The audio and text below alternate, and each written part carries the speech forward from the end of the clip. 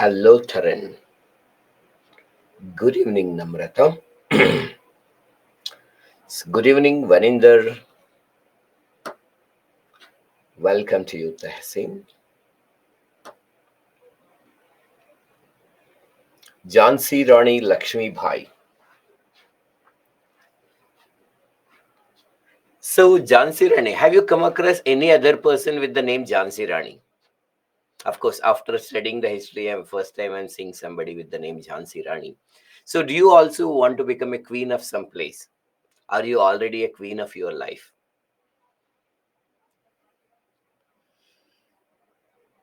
Good evening, Mohan, Syed, Vedashree, Shaimil, Surveer, Sakshi.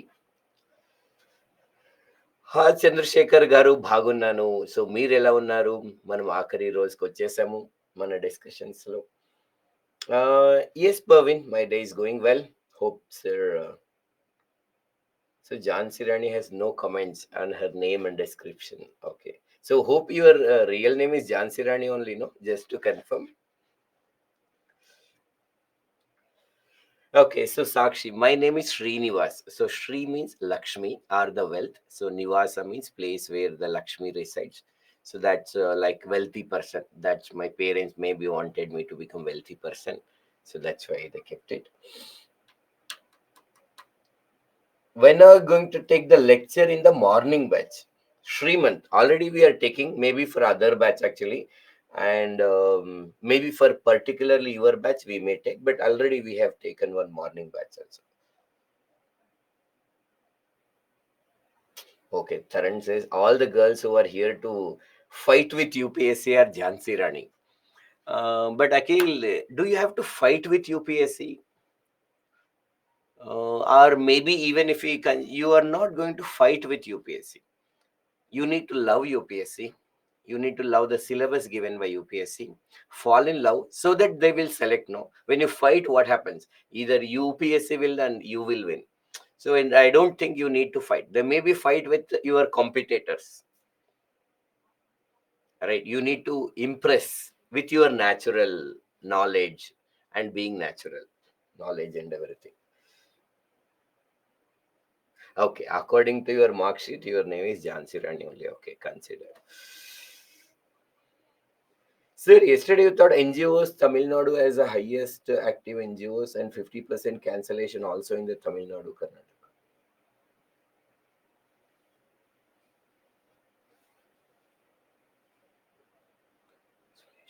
What is this cancellation in Tamil Nadu and Karnataka, Chandrasekhar ji? Good evening, Kamlapal. Good evening. So today, last lecturer, I'll miss your lecturer and the lessons learned via videos, the case studies. It was good experience. Thank you, Vedashree. Thank you for all your words. Why Tahsin you did not attend? So at least if you not attend, we should have gone through, right? We have put climax to the ethics in governance, Tahsin. And today's topics I made to start in just 2-3 minutes. We'll be starting. So who is fighting with whom? So when I said about Jhansi Rani, one student said that all the girls here are fighting with UPSC. So I said, no, you no need to fight with UPSC.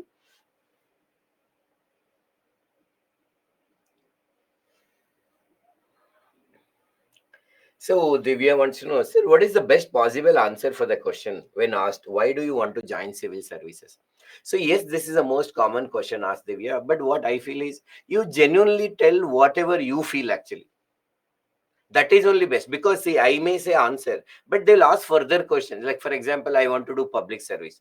Then the question is actually, what are the other ways that you can do for public service and why this is only best? When we take the others answer, there will be a further question we cannot answer. Whatever is our genuine answer, it may be, for example, I have some potential that I want to convert into a reality. I would like to do something where I feel powerful. At the same time, I also contribute to the society. Or it can be something I want to do a profession where I am happy and I'm making the other people around me happy. So ask yourself, why are you joining the public services? Initially, like you may say, just for example, initially I just started maybe as many people are saying about IAS, IPS, and or something. But when I started into the journey of UPSC, I really thought that we can bring the changes in the life of other people, and I started that it is giving me happiness also. So why do I want to become a civil servant? Because I feel I can be more happy by being a public servant.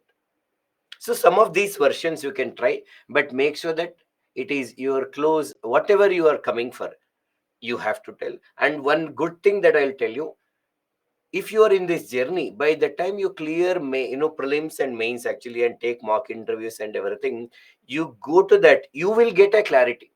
Now, don't fix any answer, Divya. That's very good. We have given some answer. You may listen to other toppers, lecturer, and all, but keep searching. Whenever you are free, actually, keep asking this question, and you will. This is for sure. By the time you clear your mains, and you are in the process of attending the interview, you get your own answer. And I personally feel, tell that exact answer, whatever you feel, no problem. And this journey makes you like that. It will give you the answer. Okay, today there was a news about NGOs and they cancelled because, okay, there are, yes, you are right, Chandrasekhar, there are many corrupt NGOs are also there. Anybody like, public servants, first, if there is you a threat to your life, you may get a gun, actually, revolver, based on the profession that you are in. Can you use it? Of course, if the situation demands, that is given for your self-protection. If there is no other way to protect yourself other than shooting other people, then you can use that gun.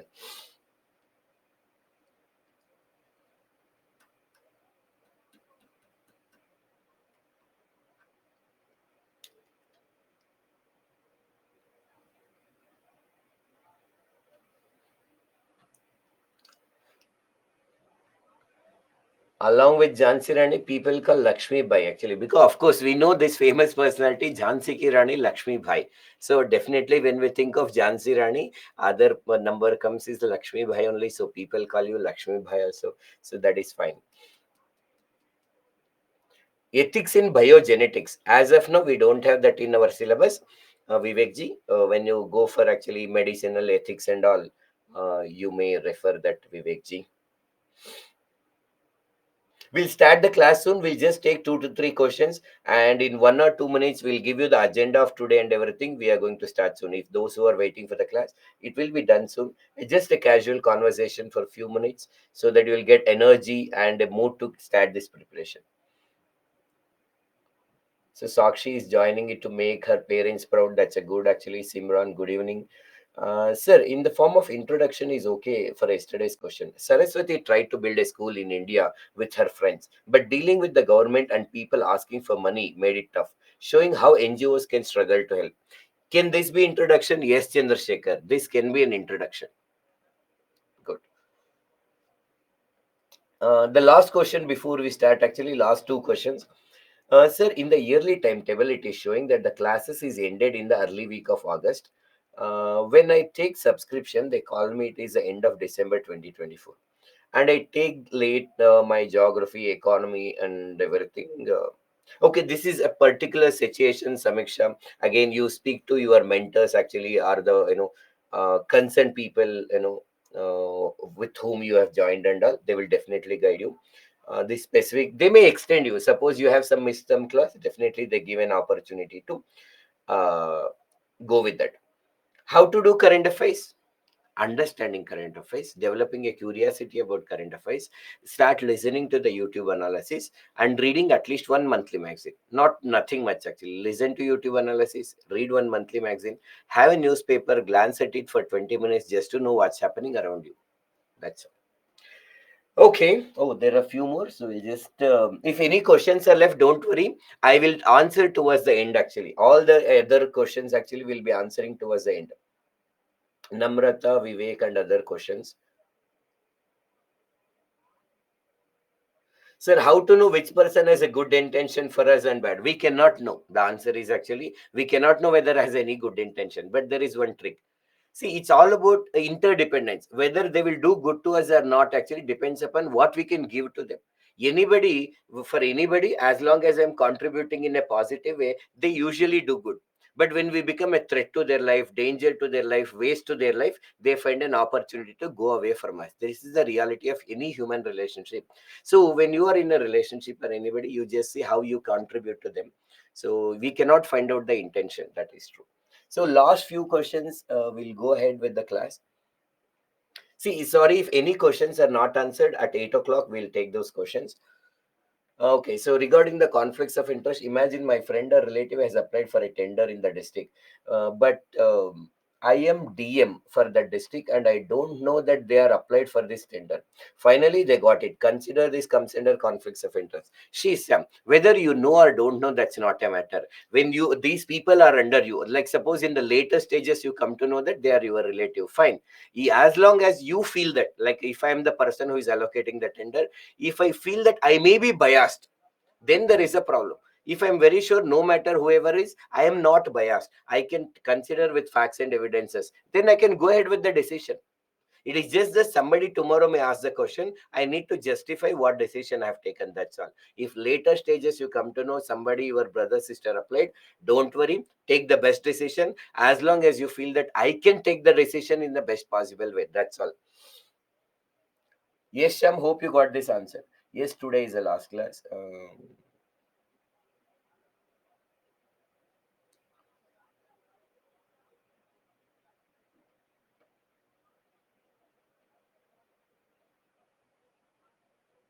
So would join to represent India in UN. Vivek wants to represent in India, then don't join public service. You can represent UN. There are many other methods are there. You can do some courses related to that and then also join. And if that is your answer, then of course you can also tell that. Hmm. So okay, finally Vivek want to represent India in the UN. That's why he's preparing for this exam.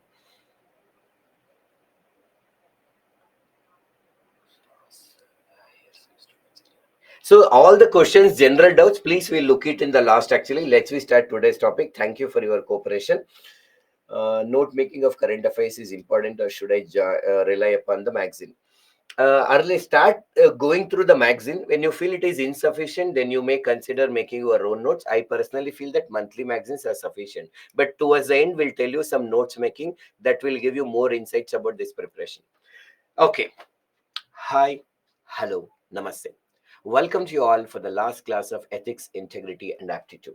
In the previous classes, we have started understanding a few concepts.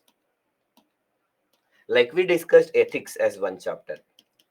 Ethics is the study of right and wrong in a human action. In this chapter of ethics, we try to understand what are the determinants of ethics, consequences of ethics, dimensions of ethics. What is ethics in private relations, public relationships? Or what? How do we learn what is right and wrong from thinkers and philosophers? What are ethical dilemmas? We discussed about ethics. After that, we come to civil service values. Under civil service values, we discussed what are the qualities that a civil servant should have, starting from integrity, commitment, dedication, impartiality, non-partisanship, objectivity, sympathy, empathy, compassion, tolerance, etc. Then we discussed about ethics in governance. How to bring ethics in the governance. So for that, we try to understand what is corruption, what are the challenges of corruption, and what are the solutions to the corruption. And one of the way to bring ethics in the governance is decreasing the corruption. And in that process, we understood actually transparency, accountability, then concept of citizen charter, utilization, public fund, quality of service delivery, the code of ethics, code of conduct, all these things we discussed. All about ethics only. Just as a continuation of that, today we are focusing on two important topics. So now whatever the values that we studied, we are going to apply the same concepts of of ethics to the international issues. So we have a topic called ethics in international relations, IR. Now, what is international relationships and what are the basics of our international relationships? You will study in the GS paper too. There is a topic called international relations, and you will study post independence India. For prelims, also, you will prepare. From there, you will start understanding from 1947 till today how our relationship is evolved with our other countries actually. So when we discuss international relation, we study the India's relationship from the other countries from different perspective, from science and technology perspective. What is the impact of other countries and society from economic perspective, with respect to trade from economy perspective, political, impact from political perspective. We study in the same way. Today we'll study the international relationship from ethical perspective about what is right and wrong. So this can be part of the chapter 1 ethics only. Then we discussed about governance, ethics and governance. Normally, we discussed ethic concept of ethics and governance with respect to this public administration, public services. But the same governance, ethics and governance, we also find in the corporate companies. So today we also try to understand what is corporate governance and what is ethics in this kind of governance. So there are two topics that we are mainly focusing on that. So one is ethics. Under ethics, we have ethics in international relations, and under ethics in governance, we'll be discussing corporate governance. So we'll complete by this actually around 8 o'clock, and 8 to 8:30 will give you some general guidelines, what we have completed, what you are expected to do, what is the exact syllabus that is given to us, and we'll take any other doubts that you have actually. Some of these doubts, if not answered, we'll go slowly and gradually to answer all the possible questions. That is our journey, and we'll come across this. And as a part of the first topic that we are going to discuss, ethics in international relationship, we are covering the four areas. Neighboring countries. See, India, we have our neighbors actually. India is there, and we have our neighbors like Pakistan is there, Bangladesh is there, Bhutan is there, Nepal is there, Maldives are there actually, Myanmar is there. So many countries are there, China, Pakistan, everything, Afghanistan. We cannot change our neighbors. At individual level, if I'm staying in a rented home, if I don't like my neighbors, or if I'm not able to adjust, I may go to the another area. But as a geographical country, the country, we cannot move. So we have to stay with them. So what is the appropriate relationship that we have to maintain with respect to neighboring countries so that they also can be happy, we also can be happy? Listen to me now. So we are trying to understand some ethical principle so that we are expected to follow, so that we can also be happy and the people around us happy. Now remember, as we ethics actually we study in theory, but in the real life situation, all the principles that we study may not be applicable. You, with your common sense, current affairs knowledge, and GS knowledge and all, you have to analyze and apply where it is followed, where it is not followed, everything. After understanding the India's relationship with neighboring countries from ethical perspective, we will understand war ethics. As you know, the Russia-Ukraine war started many months before. It is still going on. Recently, we have seen the Israel actually and Palestine war also. In this context, what does ethics, how ethics look at a war? We will discuss. Can there be ethics even in the war also? Is war itself is ethical? Let us look at that. Another issue that we always come across when we think of international relationships are refugees. Maybe because of flood, earthquakes, or other natural disasters, or the conflicts within their country, because of war, because of economic reason. Many people are unable to stay in their own country. They seek a shelter in other countries. Then how the other country should respond? If you look at ethics, actually, they are also human beings. We should give them a shelter. But we should know that already we have our own problems actually. Even if government decided, will it be okay for the people? If not, and what exactly India want to do this with respect to refugees? How can we deal with this issue of refugees from ethical perspective? There is something called international funding. Again, to solve the country's problem or to help the other countries in solving their problem. Maybe they are suffering because of terrorism, earthquakes, flood, economic crisis, political crisis. All these crises, we may try to give some funds and solve them. But in this funding, there are many ethical issues are there. What it is, how it should be, we will discuss. This is our agenda under this topic called as ethics in international relationships, that we have to know, keeping the present context in the mind. In your journey, you might come across other ethical issues. With your basics are clear, you should be able to apply these principles in the those cases also, those situations also. And if any future topic comes, we'll also update in our blog. With this introduction, once again we are starting now till 8 o'clock. Okay, that is, we will focus all the questions that we are discussing on the topic itself. If you have any general queries related to preparation, ethics, or anything that you want to know, we will start from 8 o'clock. Sure. With this instruction, let us we start the first topic under the ethics in international relationship, that is with our neighbors. Before I go into this, can you tell some points actually how two neighbors should be? Not only India, China, or any country. If any two countries they are staying together, any two countries, if they are actually living closer to each other, how they have to be? Think about it and tell me some points. Now,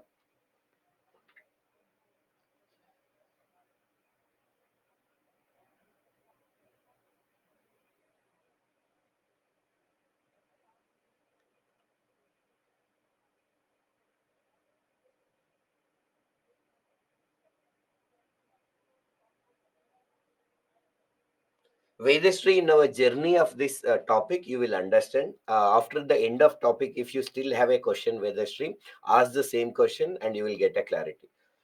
So, some of the points that our aspirants suggest actually with respect to any two countries, I'll just read some of them.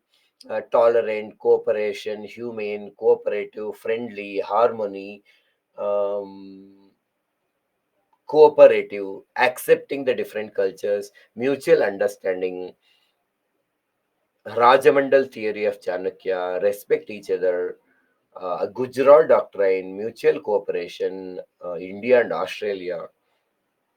We are discussing our neighbors. I don't think Australia is next to us. In your map, if it is next to us, please change the map actually. Um, it is bit far away from us. Sometimes this map, no, they are wrong actually. So buy Oxford or some other good maps. Comprehend bilateral relationship, mutual trust, people to people contact, sharing culture. Okay, super. Now, as you said some points, same points only we are going to discuss in a bit, a formal way. That's all. Start with the first topic. Observe this slide. No problem. It's okay to be wrong. Please focus on this. Just see this and see is it making any sense to you.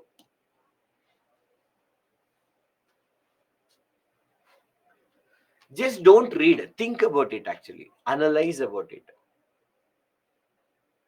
Just go through that.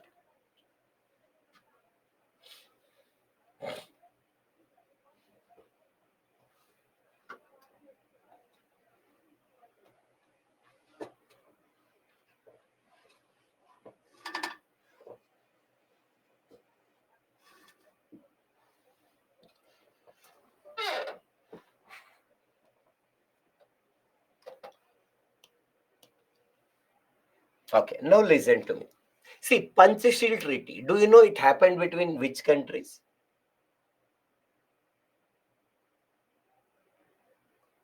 Waiting for your answer. Okay, correct. India and China.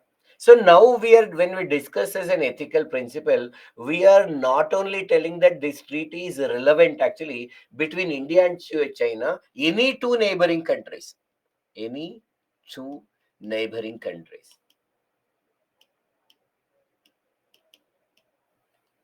These principles are relevant to them, whether it is India, Pakistan, India, China, South Korea, North Korea, Russia, Ukraine, Canada, US. Actually, they are expected to follow. Now, do you remember actually? Just recall in your mind when this treaty happened. As many of you have given, when others please join. If you have this, keep texting. Actually, also texting. Okay, 1954. Okay, 1950. So this is not only relevant in the 1950s.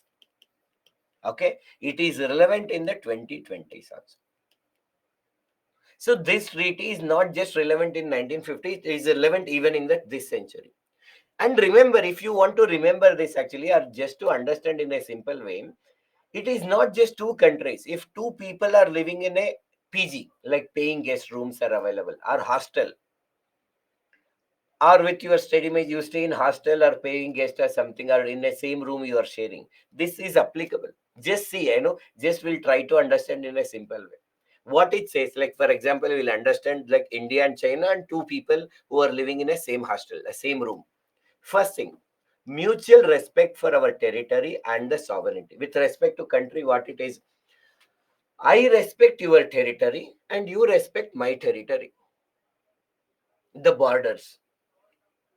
With respect to your country, you have supreme decision making power. What the decisions you take with respect to your country, that is your choice. What decision I take is my choice. Same two people, there is will be some boundary between the two people. Though you are staying in the same room, actually certain boundaries should not be crossed. And with respect to like Ramesh, Suresh, they are living, actually Lakshmi, Saraswati, I'm just taking two people, actually they are living. What is Lakshmi's life? Actually what she has to do, she has a complete right to take the decision about her life. Saraswati has a complete right to take a decision about her life. And only then the relationship work, actually. Then mutual non-aggression. I do not attack on you and you do not attack on me. Two people, no matter what, there is no physical attack on each other. If we both have issues, let us we go to the hostel owner and talk. If two countries has a problem, we'll go to United Nations and may resolve. If we are not able to solve peacefully, we will try to solve by ourselves. If not, we may go to UN. But no matter what, actually, no matter what, there is no physical attack with each other. Same. And with respect to your internal affairs, now what happens, no, when especially as a neighbor, what is happening in the country, as a neighbor we may not be able to understand. If some other country observes India, or the people of a Punjab are fighting for a Khalistan, their country, and when the people do want to separate, why India is not allowing them? Naxalites wanted development in that area. Why development is not happening? I think some people and Naxalites are correct. Like Khalistanians are correct. Some South Indian states are telling that we are, getting harmed. We are giving more tax to the central government, but central government is not giving anything to us. They are all giving to the North Indians only. So discrimination is happening. So some politicians talk about separate South India and all. So others may think, Arey, they are only right. We may not understand the sensitivity. What is happening, only we know better, actually. That is why, with respect to the internal affairs, we should not interfere. In the same way, two people are staying. Unless that person asks for my help, actually, what is they are having their own socio-economic background, crisis they are facing, we just look at and try to judge them. No, we cannot do that, actually. Let us we not interfere in their life. Same between the two countries also. If any agreement that we come, make sure that both will get benefit. Only then we come to an agreement. I do all the sacrifices, you get benefit, not necessary. Or you do say, I'm expecting you to sacrifice. No, equality is maintained. We cooperate so that we both get benefit each other, both grow together. Let us make some terms so that you are happy, I am also happy. So by following all this, let us we enjoy the peaceful life. The two countries, two people. In simple, this is known as Panchsheel Treaty. Any doubt about this specific topic as a concept? Shall we go ahead with the next topic? Super. Listen to this or observe this, actually.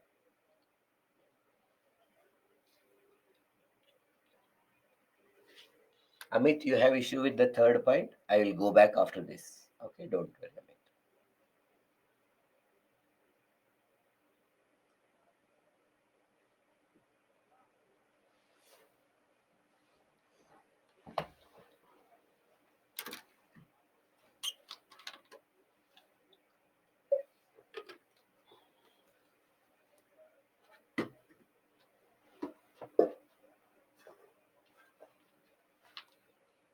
Try to decode them.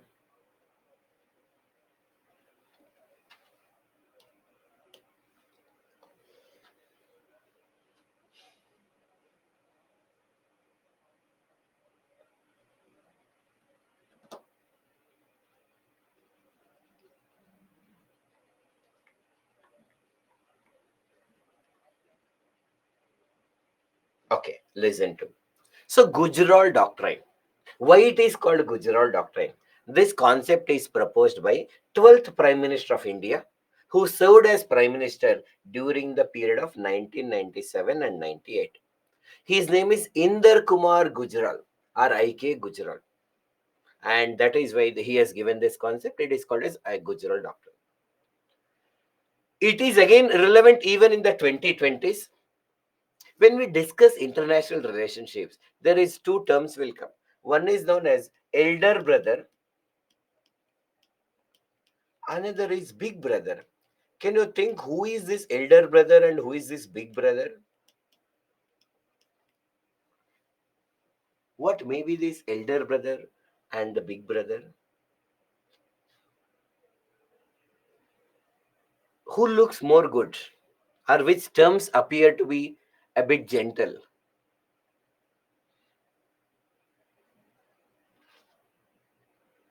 Yes. Usually, when we say big brother, this is about domination. This is about showing the power. But elder brother, when we talk about, it is about responsibility. It is about responsibility. See, imagine, like for example, I am your elder, I am your big brother. You just listen to my order. That is big brother showing the power. You cannot take your own decision. Listen to my orders. I am your elder brother. I take care of your responsibility. When you are in help, I will support you. So, India, with respect to its neighbor, should act as an elder brother. Or if you want to term, sir, why only brother, sister? You can use elder sister also. Or in generally. So, it has to act as a, because that is the most common elder brother, it should act. What is that? If we see that the many countries like we have Nepal, Bhutan, Sri Lanka, Maldives, of these countries, they are very comparatively smaller. So, what Gujarat Doctrine says, we should help our neighbors without expecting immediate reciprocation. First, what is reciprocation means? Mutual give and take. For example, I will celebrate your birthday. You should also celebrate my birthday. I helped you when you were in difficulty, but you are not at all helping me. You should, I am expecting you should also help me when I'm in difficulty. That's a reciprocation. But what this concept says, no immediate reciprocation. When you are in crisis, ask us. Even today, if you see the recent budget, we keep some special funds for the countries like Nepal, Bhutan, and even Maldives. Though we have some issues that is going on, even in the recent budget that was published, we have a separate fund that it is dedicated for the development of Maldives. We will give you, you are in crisis. If possible in the future you grow up well, you have sufficient funds, then you can give back to us. So we are not expecting immediate reciprocation. First one, not. Then for example, hypothetically imagine this situation. Suppose here there is a Sri Lanka and there is a fight is happening actually among the Tamilians of Sri Lanka. Tamilians of Sri Lanka, not Tamilians of India, and the Simhalis of Sri Lanka. They are fighting with each other. And Tamilians of the Sri Lanka, suppose if they come to the Indian government and ask our help that, see, the Sri Lankan official government is discriminating us. So that is why give us some weapons and the training so that we go and fight against the official government of Sri Lanka. Should we help these people? Think about it in your mind, General. Yes. No. Okay, yes means actually answer is right, but actually for this question, yes, yeah, the correct answer is no. What does it mean? We should not help actually, correct, okay. So if we do what is the second point is telling that we should not use our territory against the interest of another country. Suppose we are giving the training to these Tamilians and all, and we are telling go and fight against the official government of Sri Lanka. So then what are we doing? We are using our territory against the interest of another official country. We should not do that. And same thing, they also should not do. Maybe suppose some people who are fighting for Khalistan, they may seek a shelter in another country, or they want to training and attack on India. The other country should not support it. Some Naxalites of this India, they want to fight against India and they want the support from the neighboring countries. They should not do that. And same way, we should also not do that. So if anybody is trying to fight against their official countries, against it, democratically, they can fight it actually. But this violence and all, no help actually. These 2 points are new. But if you observe these three, they are similar to the previous Panchsheel Treaty. Non-interference in internal affairs, respecting each other's territory and sovereignty, it is same as previous one. And if any dispute come, it is on as a neighbor will come, will have a dispute. Let us we resolve it peacefully, and both of us together will sit and resolve it. Peaceful and bilateral. This is simple known as Gujarat Doctrine. Are we clear? We have done this. We gave training to them. No, officially for LTT, Liberation of Tigers, Tamil Elams and all, Indian government has not given training to them. We helped the Sri Lankan government to fight against the terrorism, but we did not help the rebellions of the Sri Lanka. Okay. So coming to the Amit question, he had issue with the third point in the Panchsheel Treaty, it seems. I think the third point is clear actually. With something wrong happening within the China or Nepal, Bhutan actually, some protest is happening, official government and everything actually. Normally, unless they ask official government asking for help, then we can go for that. Like in the case of Sri Lankan government has asked and then we entered actually. Otherwise, without their asking for our help, we should not interfere in their actually personal issues or the issues that is happening within the country. That is the third point. Amit ji, hope it is clear. That is all the story we know. Okay. Observe these general points and try to connect it with the international relations.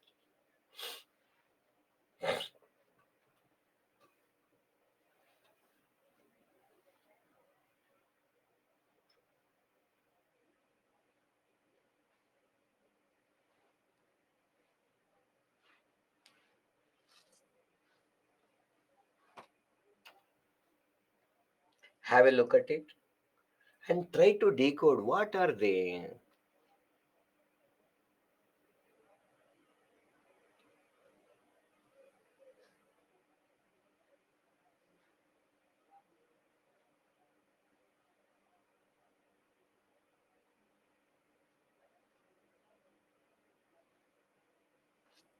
Done.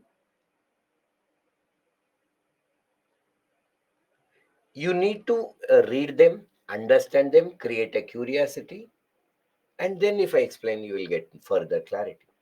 Okay, now listen to me. Before that, Vaishna has one statement. Sir, unfortunately, countries like US and Canada take no action against the openly declared Khalistani activists like Nijjar, Punnun, etc. See, Vaishna, that we are consider few people as terrorists, and the USA and Canada, they are not taking any action and all. This is India's version. But how US, Canada look at these people may be different, no? When we look at from Indian perspective, they are creating problem and we expect them to take care of the action and everything. But how US, Canada look at this issue may be different perspective. And that's why they may not tell support help us actually find, right? You are telling this actually this person is creating problem, actually your neighbor is creating a problem. From your perspective, your neighbor or somebody within your family are creating the problem to you. But as an outsider, they may have a different picture about it. It's all about the way we look at the issue, and that's why they may not support it. Okay. So the first one is general points that we have to remember as a ethics that is relevant in the international relations. The first one is golden rule of ethics. And as rightly Sakshi said, we should treat others the way we want to be treated. It is relevant between two people, between two societies, between two states, between two countries also. We usually don't expect other country to attack on us without any information, without any proper reason. Same way, we should not attack on the other country. We expect that actually if any dispute come, we should sit and resolve it peacefully. The other country also should same, and we should also do the same thing. When a crisis like corona pandemic and all, we should actually expect countries to help each other. We should do the same thing actually when the other countries are in a crisis. So golden rule of ethics is applicable here. Indian culture is great for India. Uganda culture is great for Uganda. Kenya's culture is great for Kenya. Same is for USA, Canada, and everything. Will we respect and follow our culture? We should also have a respect for the cultures of the different world. What is right and wrong completely may be different to the in the different countries, and they are happy with that. Actually, they are not maybe creating harms to the other people and living with their different set of right and wrong. It's okay. It is their culture. We should develop actually a respect towards them also. If we want to, if we like it, we'll follow. Otherwise, it's okay, their culture. But Abba, this Western culture is nonsense. Our culture is great. May not be. If our culture is great, we'll follow. There may be some points good in Western culture. We will adopt it actually. Just because it is modern or the Western, we should not adopt it actually. If it is irrelevant, actually, any culture, we can adopt it actually. If we don't want, we can leave it. But let's we have a respect for this. Now, before we go ahead into this, so you know that there is some organization called as UNSC, United Nations Security Council. And every time you keep on hearing in the newspaper that they have five permanent members. And this UNSC take very important decision, and there are five permanent members are there. And there is a whole earth is there actually. We assume that it is an earth.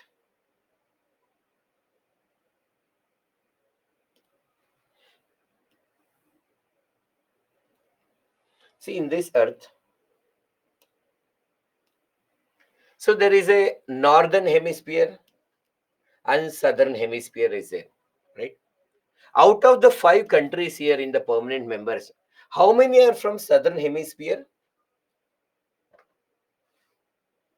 Out of the five permanent members of actually UNSC, how many are from the southern hemisphere? Yes, as many of you are rightly saying, there is no single country representing one hemisphere only. Half of this is not at all being represented. And comparatively, poor countries are more in the number in north or south.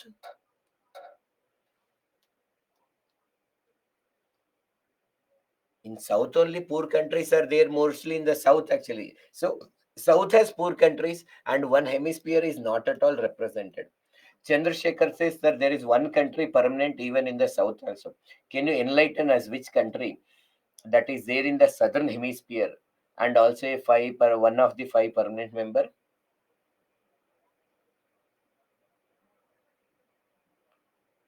Oh no, no actually. Oh, earlier it was there in the permanent members. And India is in which hemisphere? India is not one of the five permanent member. Just India is in which hemisphere? Okay, all of you know we are in the we are in the middle. Karthik, is it shifted recently to equator? Oh, when I studied, it was in the 8 degree north latitude. It was coming. Oh, nowadays these maps are doing so many things wrong, man. Okay, let us be back to this. Okay, no problem. Let us be. So this maybe keep changing some maps, but when I studied, it was close to 8 degree north. Okay, so we are in the north only. Okay. So as you know, when you think of five, actually, so we have this USA will be there, and if UK also will be there, and then Russia will be there. So then China will be there actually. So then one more, okay, US, UK, Russia, China. Oh, one more country, France will be there.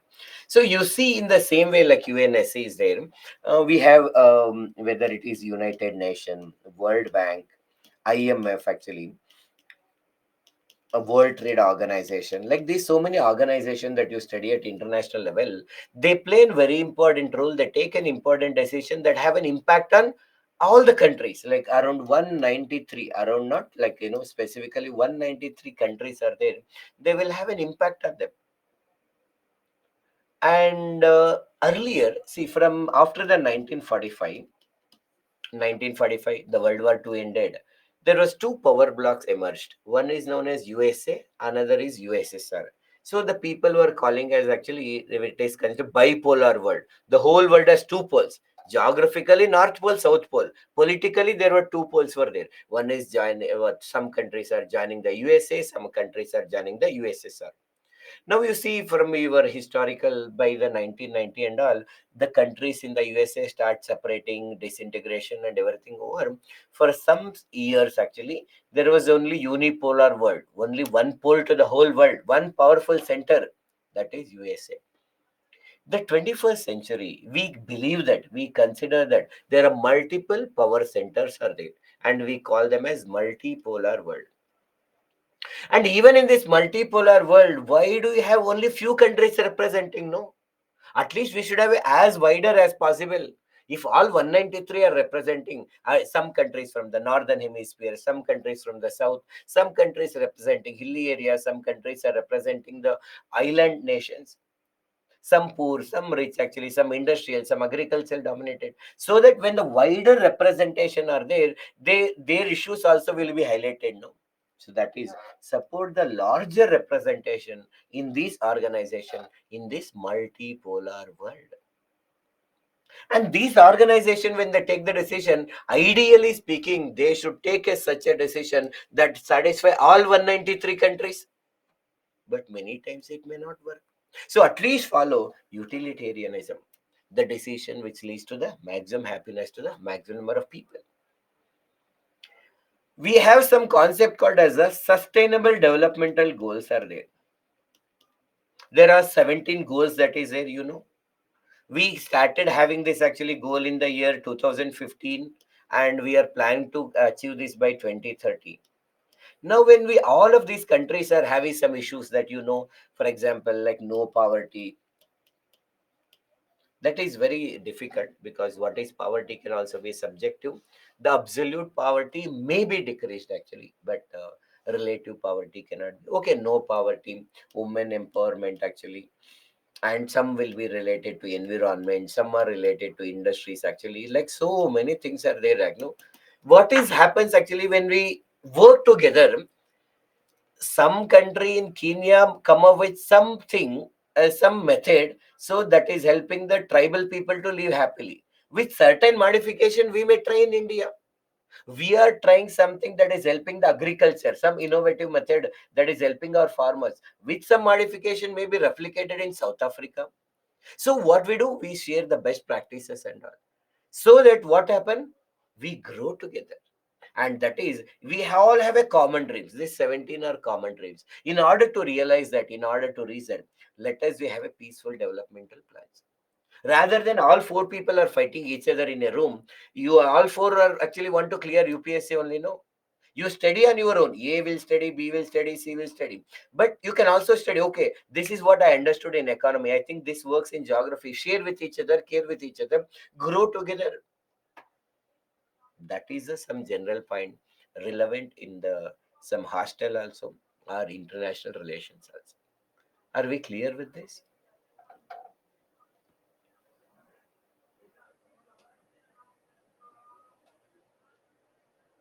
We'll include WHO also. Some people here, we have representatives of WHO. They are telling, sir, why have you not written WHO? They are also written. Sorry for that. Health is very important. Peaceful development, like as I told you, what is this samiksha? Peaceful development means, now, like no poverty, women empowerment, environmental issue, industrial development, this is the common dreams of all the people. Now, how do we grow? Like, if I want to grow, it doesn't mean that other person has to suffer. If I as a country has to grow, doesn't mean that another country should be suppressed. Only then we grow. In the medieval times, what happens? If you want to grow, attack on the another country, war, kill them, harass the people, we control them and we grow. That was earlier, no? Now in 21st century, if India has to grow, doesn't mean that we should attack on South Africa, or they say they do the same thing. Both of us can grow together. That is sustainable developmental goals, and that is peaceful development. Sir, first point again. So somebody say third point again. Somebody says second point again. No problem. See, first point is a golden rule of ethics. It says that golden rule of ethics. Do you know, Mr. Chandrasekhar? We discussed we should treat others the same way that we expect other people to treat us. If you understood that, we will understand here. In simple, we expect other country to not to attack on us. We should also not do the same thing. we expect the country to not to interfere in our internal affairs. We also should not interfere in their affairs, internal affairs. That is your first point.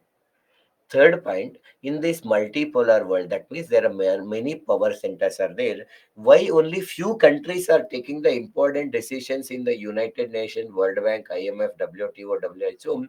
We need to have more and more countries as the important people who are taking the decision.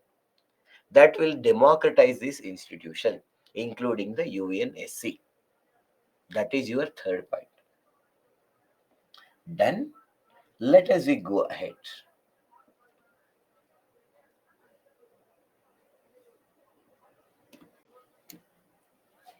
Answer these questions.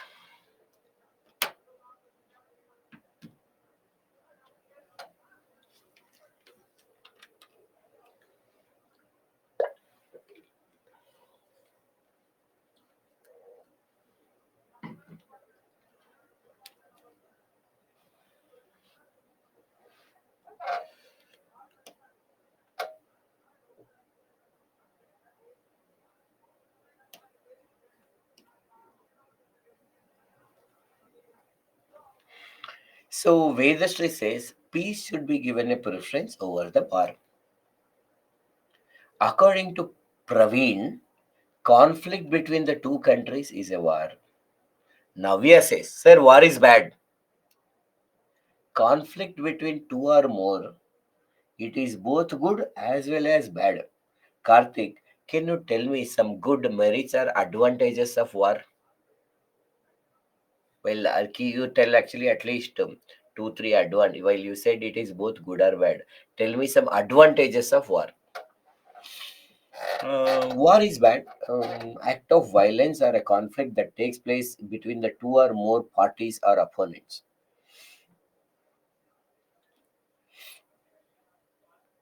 War which we fight with our bad side. Okay, you went to the spiritual meaning of this. When you say bad side, that internal bad side like greedy, hatredness that you are talking about, or any other bad side, Sakshi? Rivalry causes war. For saving our country, war is better. Lost everything. War fought just for the case is bearable. War is a bloodshed, which always have adverse impact. When two or more countries fight with each other using the arms and ammunitions, there is some noise. So here, so Parveen feels that. What about others are also facing some any other sound disturbance or something? No problem. So Parveen, please check your internet connectivity and device issues and everything. Aggression between one or more military. Okay, we should be the last option. Okay. Okay, now friends, please listen. That's a good point actually. Please listen to me now. Suppose in some reason which is beyond our control, if war has to happen, imagine war has to happen. Can we still follow some ethical principles during the war? And now please focus on this. Actually, I'll be reading out some of your points. Suppose some because of some external reasons beyond our control, if war should be started, still can we follow ethical principles? And if yes, what is that ethical principle we need to follow even during the war? Okay, I will be go on reading that. We should not kill people disproportionately. It means suppose okay, this person killed 50 people, we will also kill exactly 50. 51 you अब तो आप जाओ, मैं आपको नहीं मारूंगा. 50 people हो गया, आप तो जाओ. Okay. No citizen should be harmed. Correct. Respecting the POWs or prisoners of war and not tagging the common people. Not tagging. So Facebook tagging? Oh, no, I think. And not to harm those who are innocent. Okay, you are looking innocent? जावा जावा. आप तो लग रहे terrorist के जैसे. Okay, मार डालूंगा आपको. Don't harm common people. Reduce the loss of lives. Not to kill civilians who are innocent, especially women and children. Okay, women, leave. Gents, maar dalo. No sexual violence. Not to kill civilians who are okay.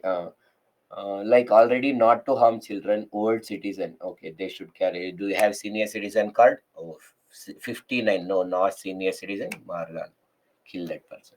I know, just for fun, but all these points are very relevant and they are correct. Don't kill civilians, targeting. Okay. No intention of genocide. We must respect the dead bodies of soldiers. What about alive and live citizens also? No nuclear war.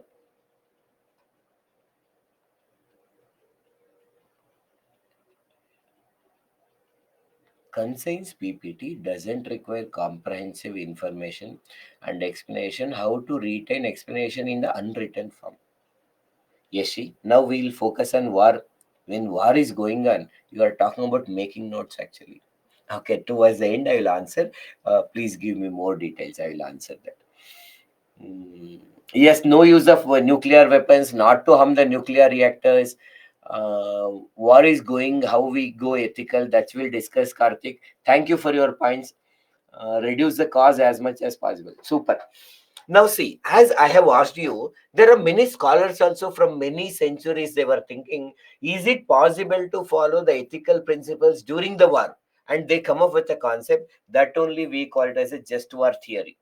Just war theory means not a just a war theory. No, it is a justice.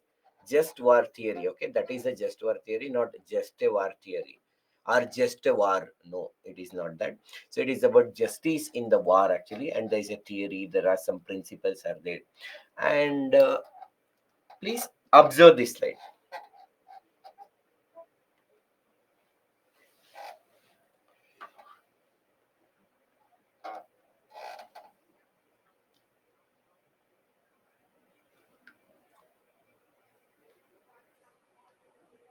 Observe this and see is it making any sense to you.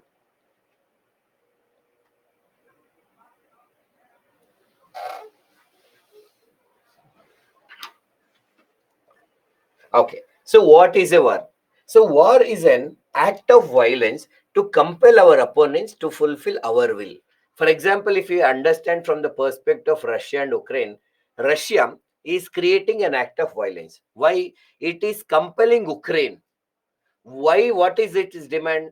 There were some rumors, attempts from Ukraine to join one organization called as NATO, NATO. Okay. So what is this NATO? Do you know?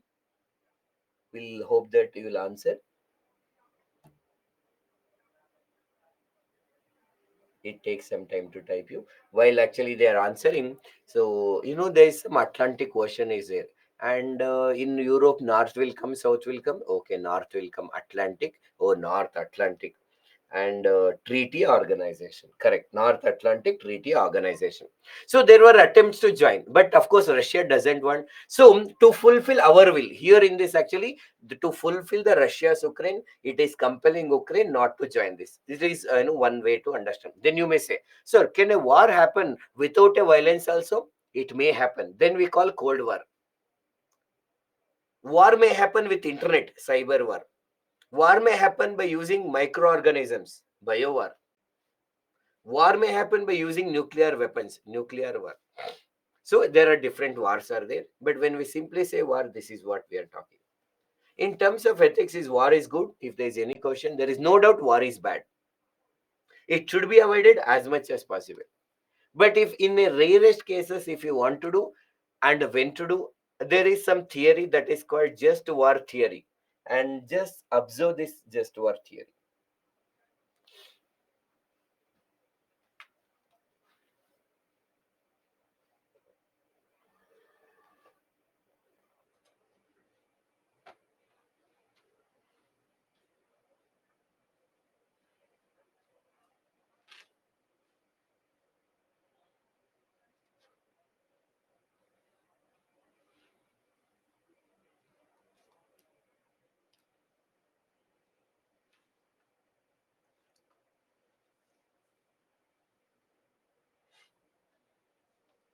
Ah, so, as you can see, it is a theory developed by various scholars. There is no one particular person who proposed it. It has started from BC actually. from the time of Socrates, Plato, Aristotle started. As of now, in the 21st century, we consider that these points to be followed.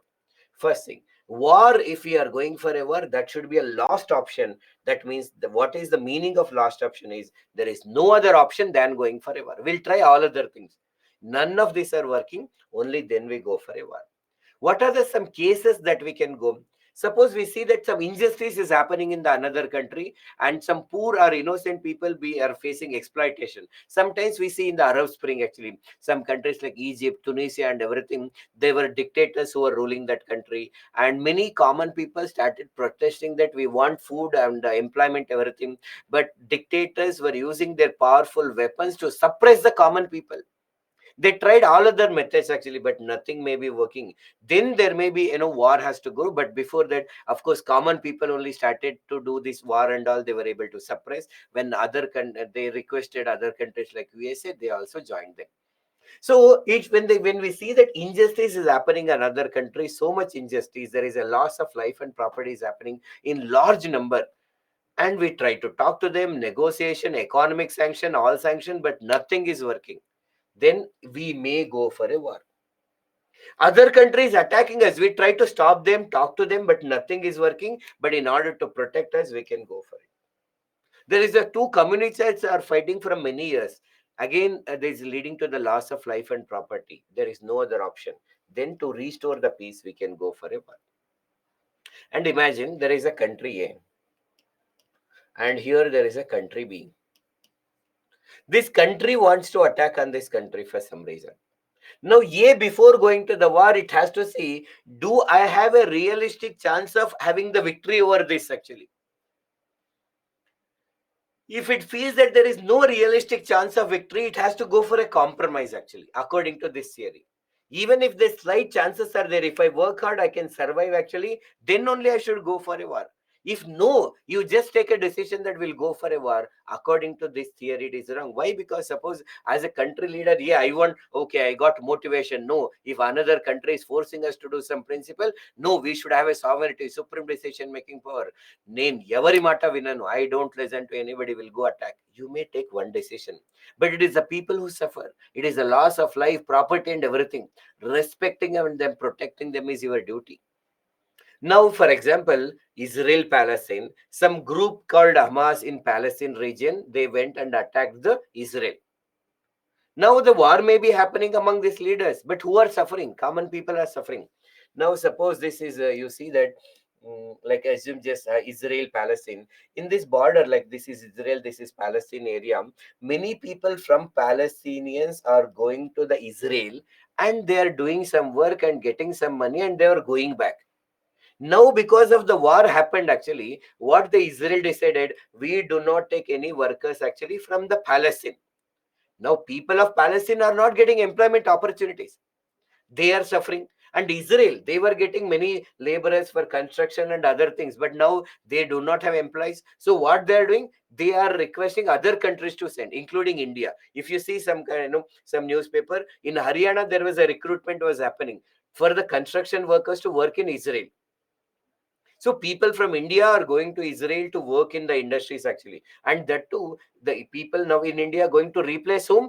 Replace the work that was being done by Palestinians earlier. So they have to work close to the border. That is once again an ethical issue. As a country, can we send our people to another country where there is a war? And now people have to decide. Many construction workers say that Israel will protect us actually, and they say we are working in, like here we are getting monthly salary of 30,000, but Israel is giving around 1.3 to 1.5 lakh per month. Here they are getting around 30-40,000 per month. So they are taking the risk actually, and there is an opportunity. Many people were in a long queue in the Haryana and other places actually, so that they can go to Israel. See, something happening in Israel and Palestine has an impact on other countries also.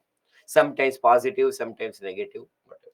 So when this theory says that when you are going with a war, there should be a realistic chance of victory. At least there is a slight possibility is there. Otherwise, no. And like some in country, the legislature, executive, judiciary, military, all are there. Every country decide who is the final authority to declare a war. For example, in the context of India, it president can declare with the consultation of prime minister. Like military cannot decide, okay, army we will go and attack. No, it should be declared by a legitimate authority who has got the validation from the law of the land. They should declare whether we should go for a war or not. Observe these points also.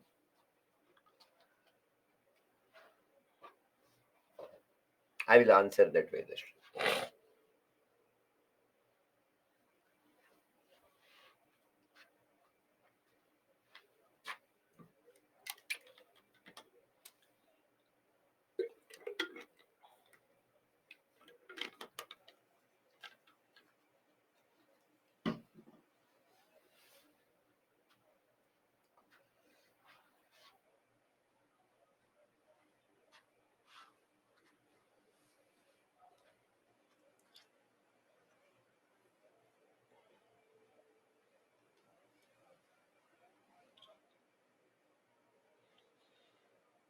Okay, now listen to me. So Vedashree asks, sir, so as per this, Ukraine shouldn't have gone for a war with Russia.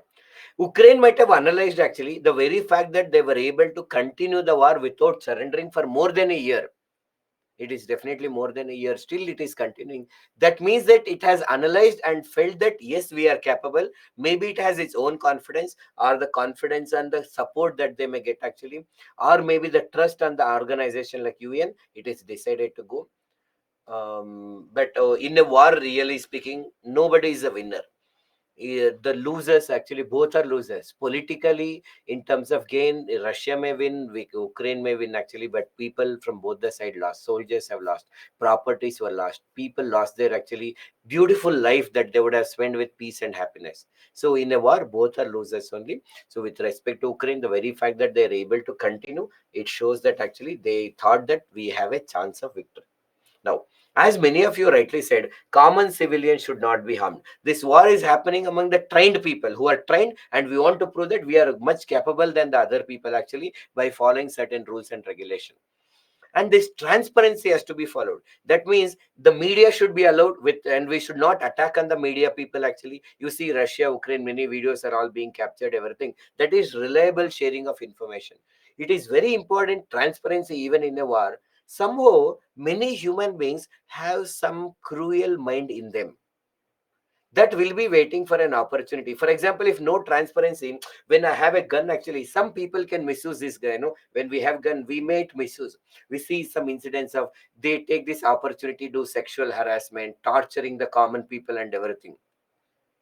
And it is very unfortunate that some common people that we see around, when the situation comes, become so cruel. If no law and order and everything, and that not just happens in a war. Unfortunately, for example, in 1984 anti-Sikh war, the violence between two communities, two people, one group actually felt that our Indira Gandhi ji is assassinated by the Sikh community, and there was an attack. There were so many common people are affected, innocent people were died, they were tortured, sexual harassments were done. Godar riots in 2002. Even actually, when the Kaveri river water dispute between Karnataka and Tamil Nadu, when the violence happened, the so-called group of people, they target some innocent people and harass so brutally. That's very, very wrong. And this crew, somehow people have this. That is why at least what we can do, let there be a transparency so that we see at least what is happening. That fight is limited to those trained people with weapons. So reliable information sharing across the world. They will have a fear that this is being watched by somebody else. Even when the war started, we should continue the negotiation. It is happening actually in the Russia Ukraine case.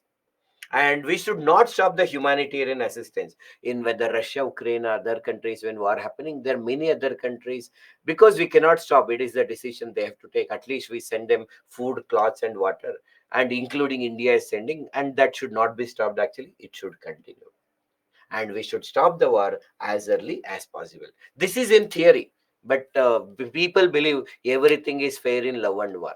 But I personally believe in both love and war, not everything should not be fair. But of course, that is a theory, and the practice may be different. And yes, even in the Manipur case, also this happened.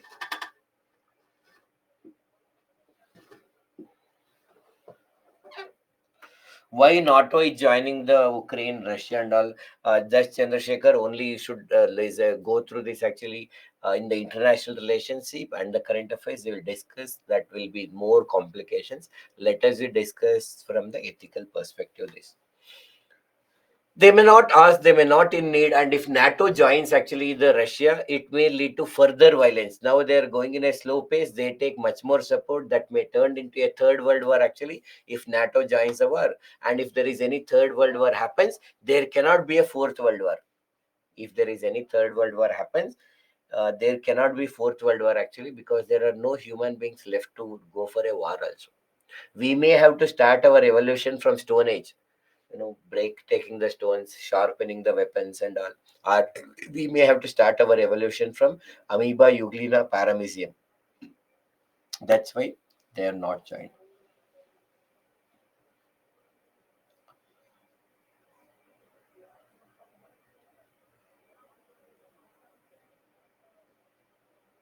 Can biowar lead to WW3, World War 3? Yes, I don't know actually. Biowar, when we say we are using microorganism to spread diseases, it depends upon who is spending that actually, or who is creating, why they are creating, how many people are getting impacted, how easily we stop the spread of that, whether it is in our control or not, how much damage the countries are faced, and which country is staying on which country, who are their supporters.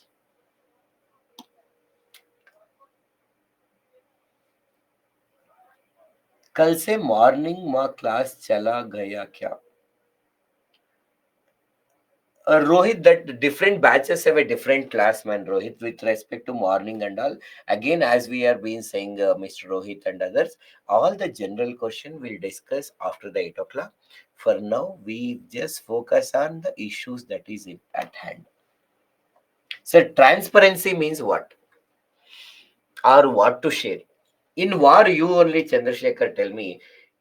Transparency means what? Absence of secrecy. What can be shared in a war?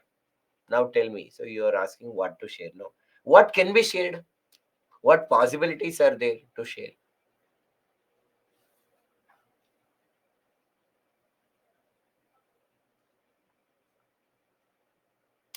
Yes, sometimes to stop the aggression, we have to choose a war. Like weapons, amenities, attack, everything that should be shared. Sakshi, now you come. What's happening? Are you there in the class only?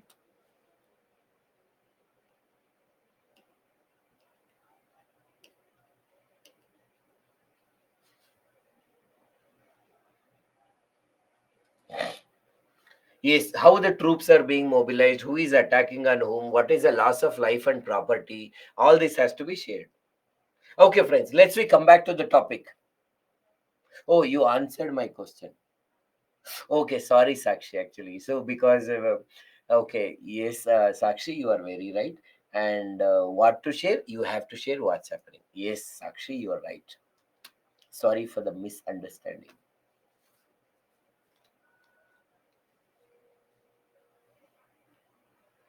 Yes, friends, have a look at this question and see. And who is a refugee? And what is India's policy?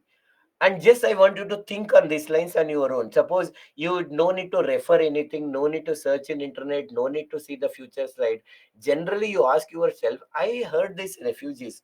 Who can I create any definition for refugees? And as India, any policy is there, any law is there, any scheme is there? When refugees come, what are we doing now? Are we give shelter to them? Do we send back to them their country, deport them?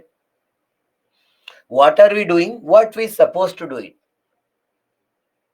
Is there is any solution even possible for refugees? Think on these lines for some time.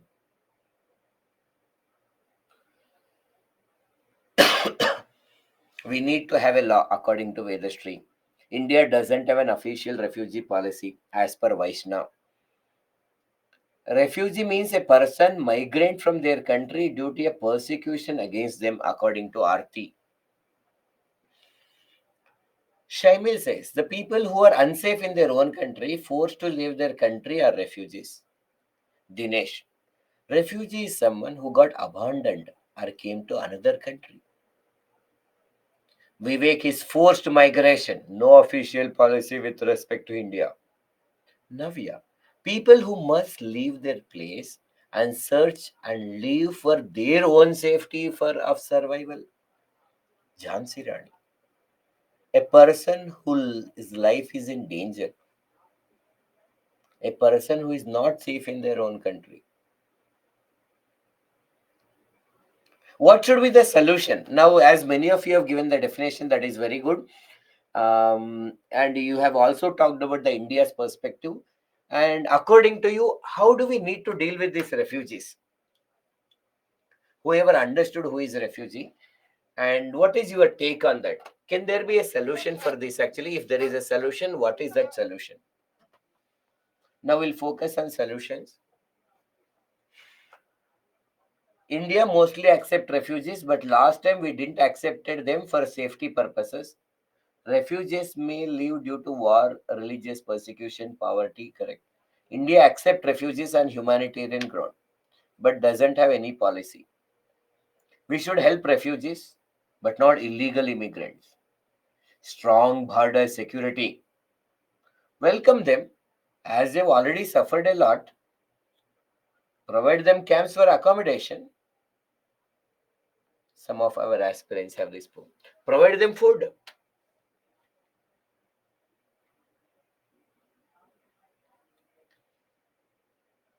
Global mind C would be a solution. What is this global mind C would be a solution?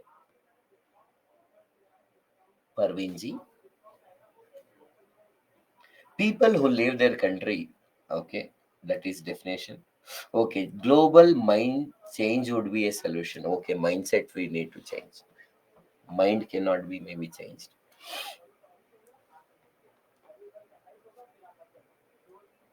Okay, super. Listen to me, friends.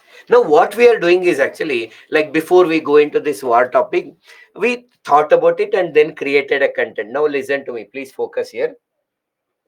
Okay, focus now. We don't know which question come on war actually. We don't know. We should not prepare just question answer, model answer. I'll prepare and keep it wrong.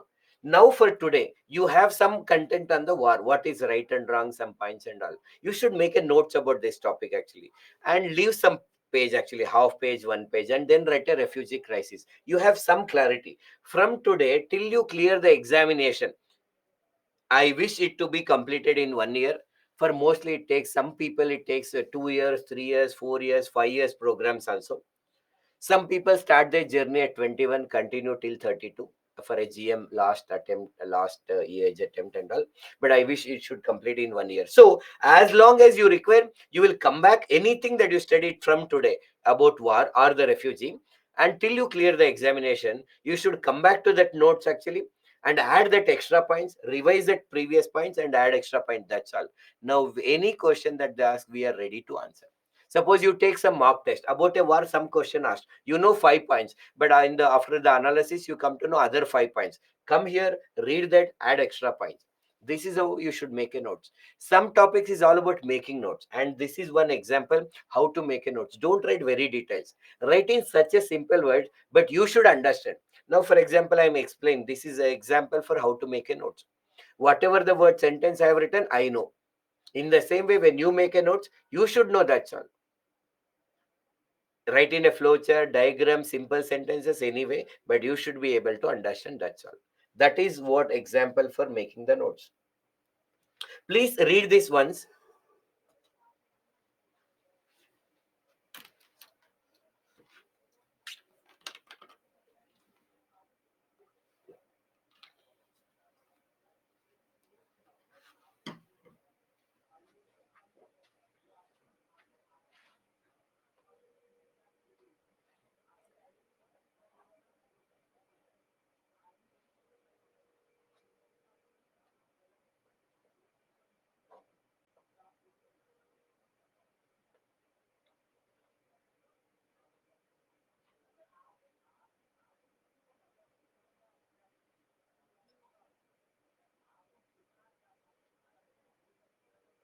Vivek ji, I'm still discussing. No solution. We will come in the middle. If you ask me, is it correct? Is it correct? So let the topic completes. Then you will only find the solution. Do you know the spelling of patience? I'm not criticizing, I'm just saying, okay?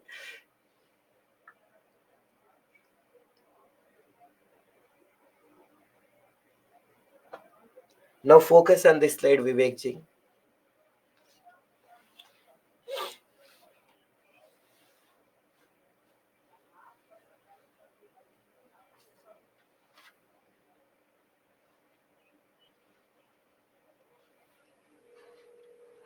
Okay, now listen to me. So the simple sentences are there. Who is a refugee? A person who has been forced to leave their country.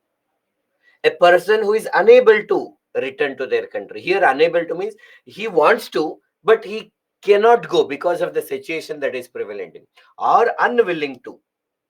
That person has forced. What may be the possible reason? War, like for example, Russia, Ukraine, Israel, Palestine. Persecution, like Rohingyas from Myanmar. Natural disasters. Earlier, it was happening in Nepal and other places. Economic reason, Sri Lanka recently that was happened. So these are the some of the reason where refugees are created and they expect shelter in the other countries. Now, what to do? There are some countries who have signed this UN Convention and Protocol, and any country who signs this convention or protocol, what it says that those countries who have signed this, no country shall force these refugees to go back to their country. That is called deportation, where there is a threat to life. If everything is going well, we can tell, please go to your country. But if they go, there is threat to their life. They may be attacked, actually killed, sexual harassment. Then you should not send. When? If you as a country signed this. Coming to India, have we signed? No. We did not sign any of these convention protocols. Do we have any policy, law, scheme? No. As of now, there is no particular refugee policy that is there to deal with them. That is why officially we don't have clarity who is a migrant, who is a refugee, what are their rights, what are their amenities. We will take the decision case by case basis. When situation comes, people come, sometimes we allow, sometimes we don't allow. And we always have this convention. What are the rights and amenities? Like if you see the yesterday's video one we have seen, the people of India, they were living in a slum. We have given a resettlement to them. There is a clear amenities. What are all the things we need to provide? They find out with the right to information and they demand. We need a water, we need transportation, everything. But when we give settlement to this, you watch Rohingyas in India, documentaries are available actually. They show they are living in a very bad condition, many of them. And we don't have clarity, even the civil authorities. For example, if they're expecting job, do we have to provide or not? And if there is violence within their communities, how to deal with them? And again, every time when the people come, do we allow the settlement or do we deport them? As of now, there is no policy. You may ask, sir, country like India, why are we not making the policy? Because of this next slide. Observe this.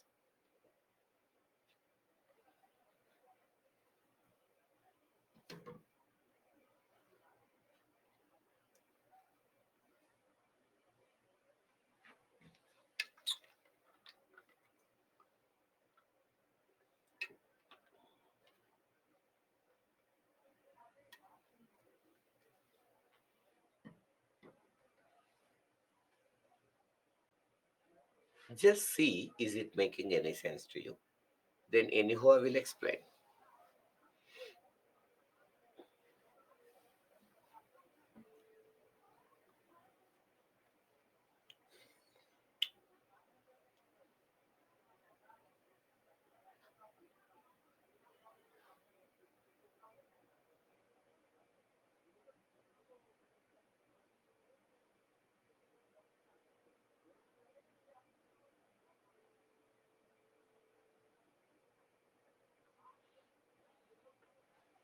Okay. So these are the arguments which says that we should give shelter. We should give. We should give shelter. What are the arguments which says that we should give shelter are these? These are the arguments that we should follow the deportation. Follow the deportation. That is, send them to back to their country. Or we cannot deportation actually. So follow that. These are the arguments. Well, what are the arguments that as an ethical dimension, why do we have to give shelter? First thing, India as a country, we believe in Vasudhaiva Kutumbakam. It means, as rightly said by Shaimil, the whole world is one family. We are all one family members. When our brother is not doing well, when sister is facing some problem, can't we allow them to come to our home? We say, sister, you are married actually to somebody, and so we don't allow. No, right? We allow them. We'll take care of them. So in the same way, when the whole world is family, they are suffering actually. They are facing issues and everything. So then, how can you just see it and keep it quiet? That is why you should allow them the shelter. One argument. Every human being has a right to live in safe environment. They are asking your shelter because they are unable to live in the safe environment. That's why they are asking. So you have a responsibility to give shelter. Every human being, according to the basic human rights, should have opportunity for develop. If I am ready to study, work hard, work smart, and want to develop, there should be opportunity be created by the whole world. And these people are ready to do that, but they don't have opportunity in their own country. That is why they're requesting for your shelter. Empathy and compassion. As Indians, when we see Rohingyas are coming, we say, oh, they are creating problem to us. Already we are only suffering. So we don't allow. But imagine yourself in the situation. If I would have been one of the Rohingya who is facing problems in our country, in such a large country like India, what we would have expected. When we understand the other situation from their perspective, we feel like giving shelter to them. Women, children, husband, wife, brother, sister, father, mother, they have no place to stay. Imagine we have a house and we face a lot of problem and they have no house at all, no country at all, or the country in which they are living have 70 problems. And when you think of them, you develop a desire to help them. And as a human being, this is the least we can do. That is what the arguments actually for giving them. But we also have our own concern. First thing, our the resources that we are having with respect to our country is limited. We have to think about India first approach. When many people are criticizing, when Russia Ukraine is war happening, some countries put a sanction on Russia that we don't buy the we resources from the Russia like crude oil, so that they don't have a money to fight. But India, we decided to continue to buy the crude oil. With Jaishankar and others, they have, the representatives of India have this firm opinion. The people of India should be first. When I'm not taking care of my family and I will saying that neighbors also come here, or I'll give preference to neighbor, that's not correct. Maybe that may not be correct.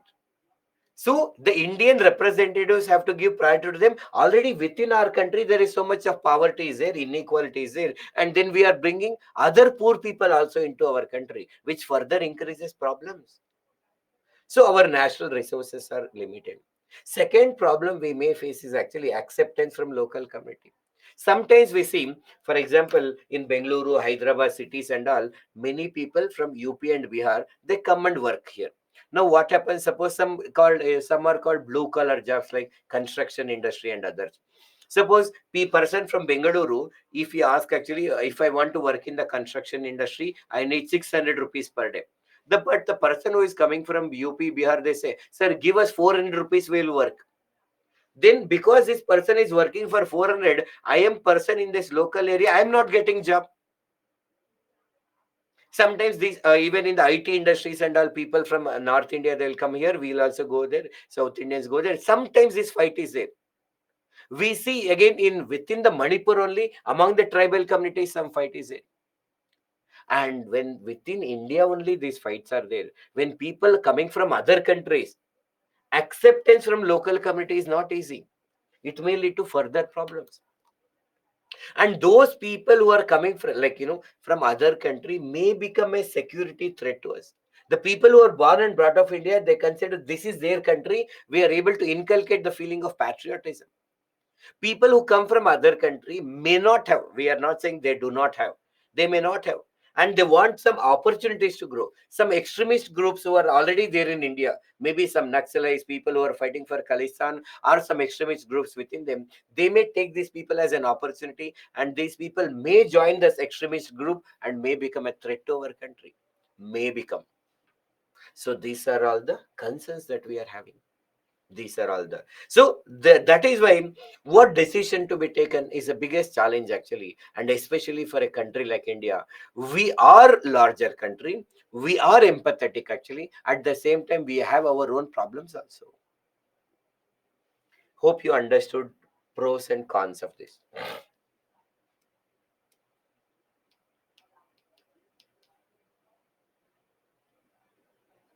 So then you will get a question, then what should be the solution, sir? Please observe this.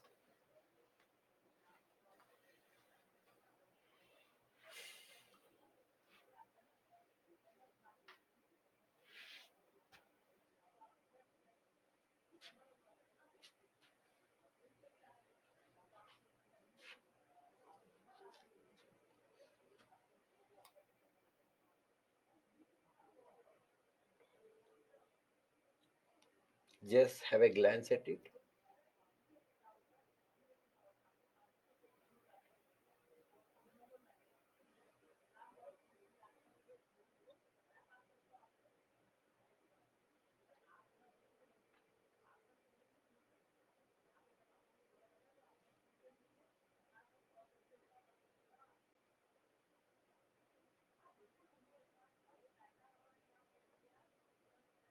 Sir, what if India fight to give their country back to their, actually, like Indo-Pakistan were to free the Bangladesh? They have requested, and the leaders have taken a decision. Okay. Now, with respect to refugees, so first thing, yes, for every country, citizens' rights are important. Sometimes we appear to be selfish also. Vedashri, as you rightly said, the most of the times, there are no permanent enemies, friends actually, and our decision, no, we say empathy, compassion, and everything, but citizens' right come first, and that is also ethical. We are giving priority to our citizens first. That is also ethical, but at the same time, along with citizen actually, rights actually, and protection, safety, development, everything, we should give a little bit of concern even for the refugees issues also. And yes, the overall refugees issue cannot be solved only by any one country. We need a coordinated efforts from the diverse stakeholders. What is that? There are many countries are there, like 193 countries are there. There are many NGOs are there, non-governmental organizations are there. There are many scientists are there. They can also find a solution. There are many philanthropists are there. Many international organizations are there, like the UN and other things. All they have to come together and find a solution. Now, for example, what is all this is happening? If you observe, in many countries, already population is a big problem, or they have already more density. Like India is a number one. But there are many countries where they have a less density of population. They want their people to produce more children. They're encouraging. Then they have to consider these refugees without education, skill, and all may be a problem. But when you provide better education to them, everything, they may become asset. That we can consider. Nowadays, the many people who can become refugees, because if, for example, global warming is happening, temperature increases, ice melt, they come down, sea level increases, then many islands may submerge. It is considered 40 plus islands may be in the danger. Now we are thinking they will become refugees, climate refugees. We are searching actually how to find solution to them. But a countries actually they are also trying. Now we are living on the earth. That is why places are less. We know that one third is actually earth and two third is water only.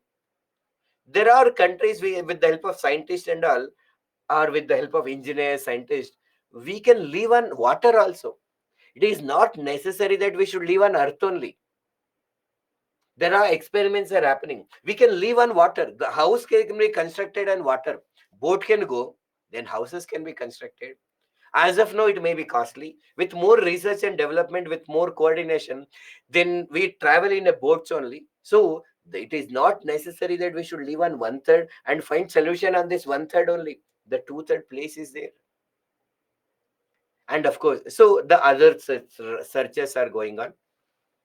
And every time when the refugees are created, giving shelter only not the solution. Will address the root cause. If conflicts is happening between two people, we as a coordinated try to end that conflict, find a solution to that conflict.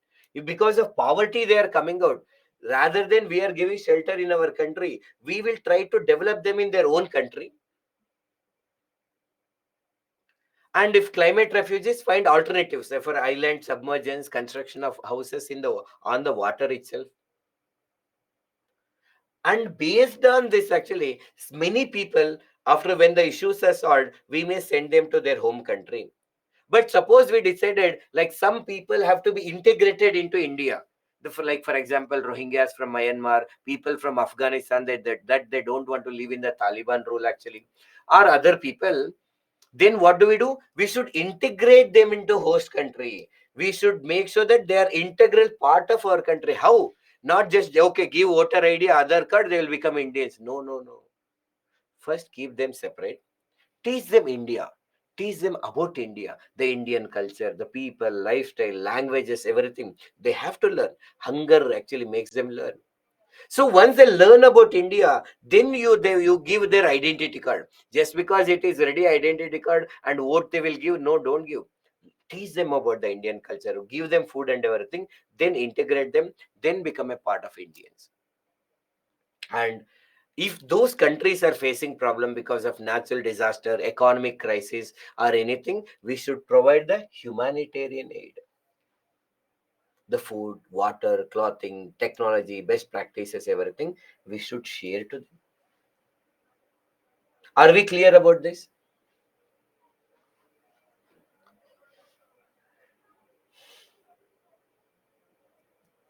Okay.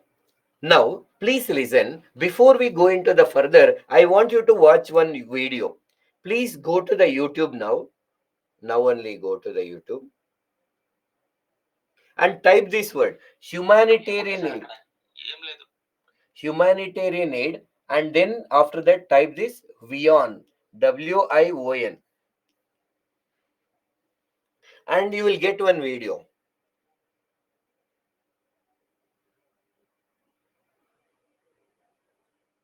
In January. Okay, you will get one video which is of 9 minutes 14 seconds. 9 minutes 14 seconds. The title is Gravitas Plus, the Untold Truth About Humanitarian Aid. Please watch that now for some seconds. Okay, you have to type only this humanitarian aid and WION. The word is one, the name of that channel. So WION, and you will get a 9 minutes 14-second video. Please watch it now. It is 9 minutes, but watch it for first 4 minutes. And yes, it is about, it is narrated by Palki Sharma Upadhyay. Now she left this and she is a part of First Post. Of course, one of my favorite reporters. Did you all get the video? As it is very clear, you are supposed to get it. Yes, please watch it for 3 minutes. I'll just come back actually. Please watch this video. I'll come back now.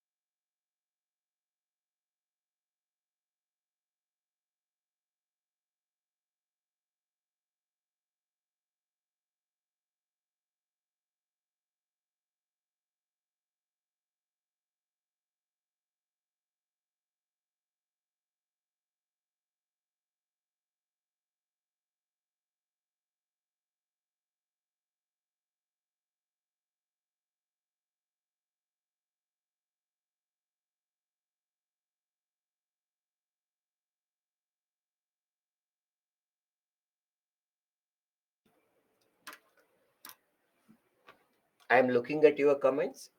So just understand, listen to that and tell me what did you understand from that.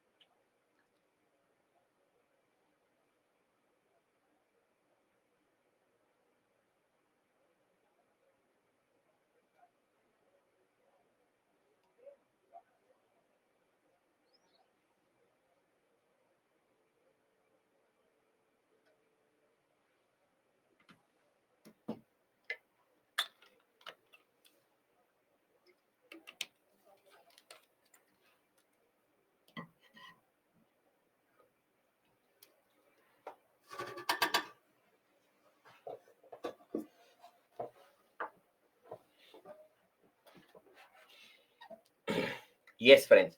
Suppose you have watched some part of it, no? By 38, 41, some 3, 4 minutes you have watched. Now put it under watch list or like that so that it will be saved.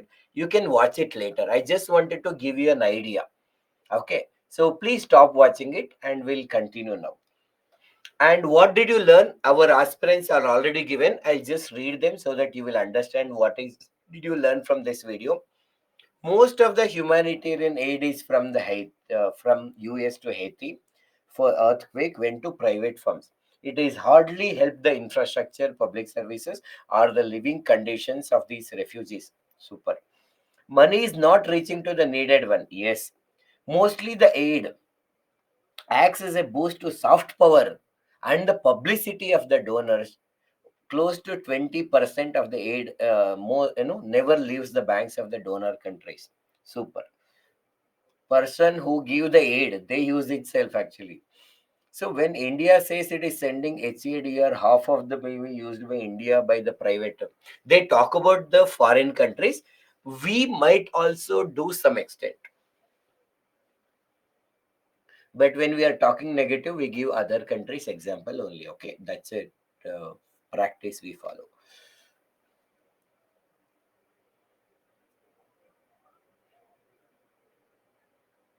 We cannot say it's a money laundering because it's not black money. Everything is white money only. The money laundering will come when there is an illegally black money is there actually, but it's unethical. Okay, super. Exactly. Whatever you have understood is right.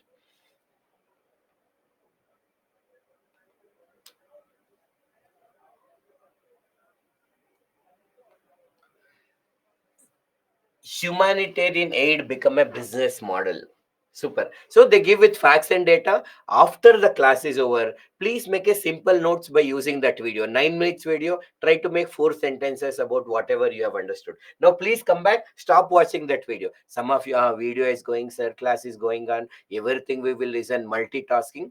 A human being normally cannot do multitasking actually. So please focus on me only till further till 8:30. After that, anyhow, YouTube will be with there with you only.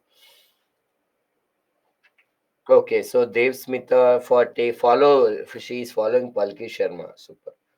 Yeah, of course. You know, one aspirant says she is beautiful. No, we should focus on the way she give narration.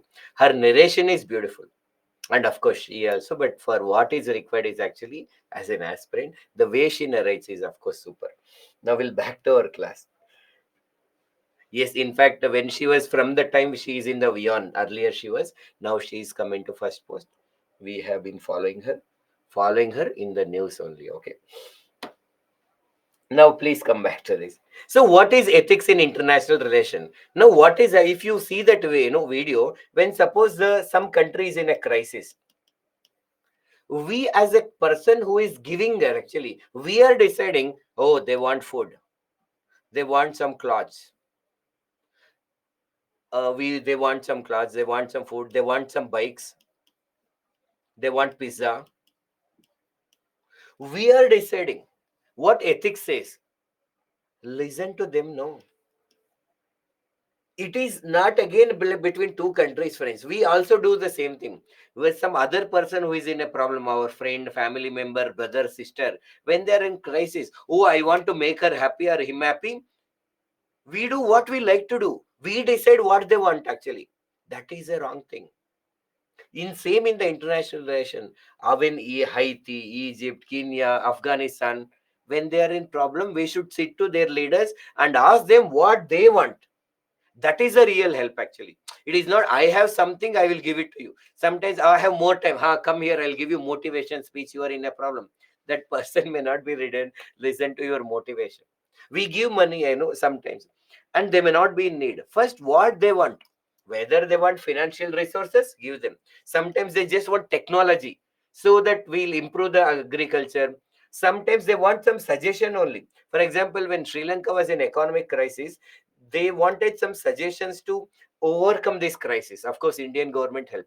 Sometimes they just want some best practices that is being followed in animal husbandry, agriculture, industries to empower the our self-help groups. Some practices that we follow may be beneficial. Some suggestion they may need. Some technologies we may need. Financial resources. You help in any way, but ask them what they want. But the biggest problem that is happening in the present humanitarian aid is actually we as a giver we are deciding.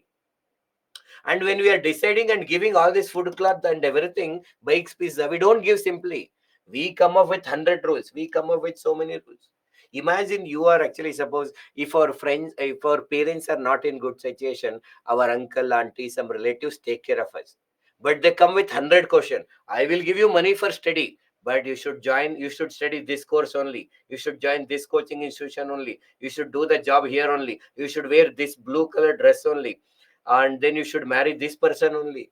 Are you are coming with so many conditions, you are taking away that person's freedom.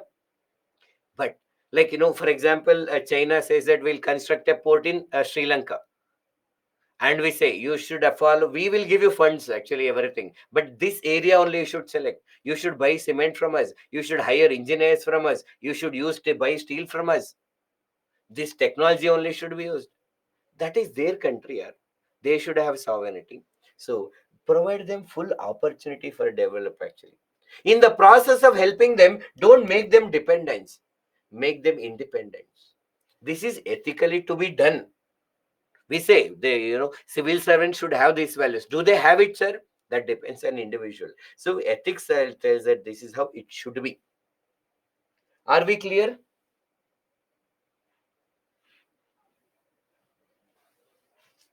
Okay.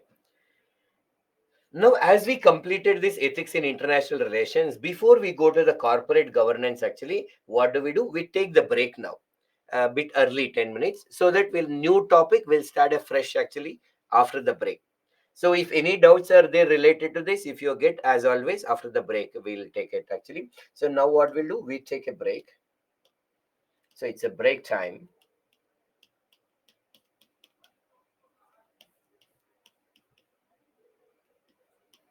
Enjoy the break and come back early.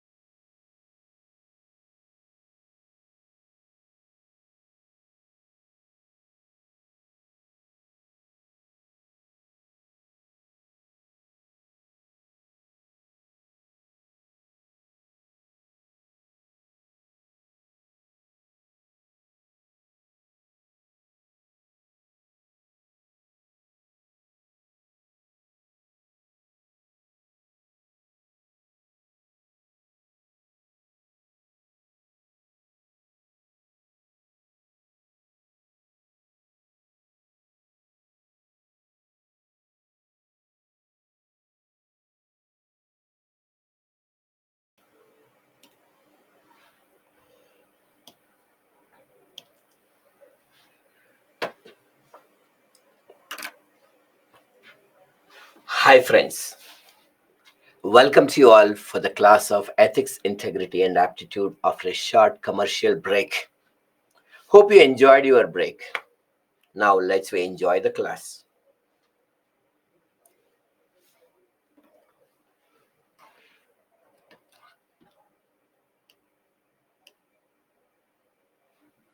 Yes. Hi, Navya.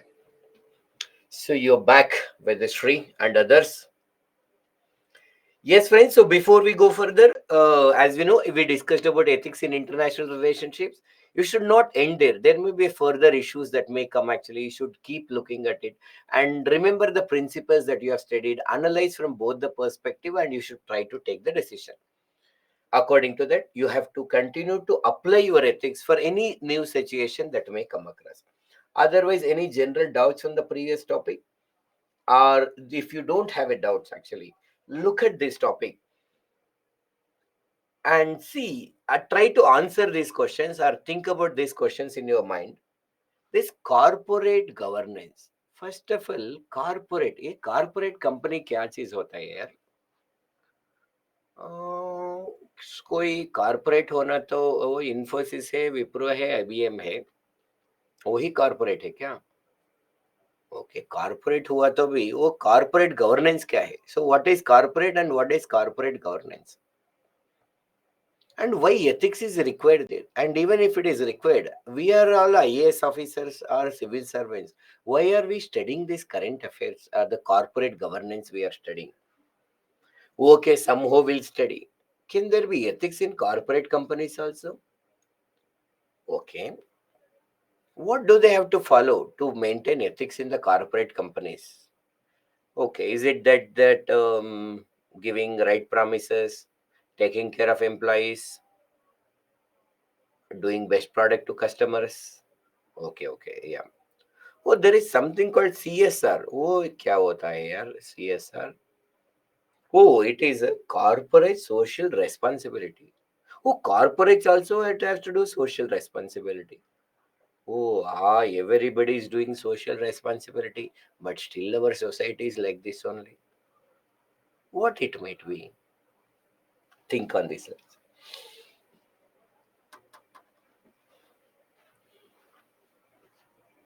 Thank you, Samiksha. I just want you to focus on this. If you have some point, share it. Okay, according to Navya. Sakshi, yes, you did not lose anything. This is the first topic after the break we are discussing. Yes. And Navya says it is a system of rules that companies direct, conduct, and control. Where did you get it? It's like a Google language, Navya, or you only created just for.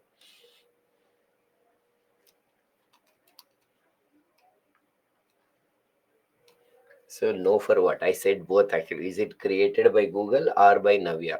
You said no. So, it is not created by Navya also, Google also. Okay, just for fun. It's a good statement. So, pay the proper tax, don't harm environment, people, follow all the rules, regulation. Super. Now, with just one or two comments, we'll start this topic. Once again, have a patience to listen to it completely. Any doubts that you have at the end of this topic, we'll definitely take about it.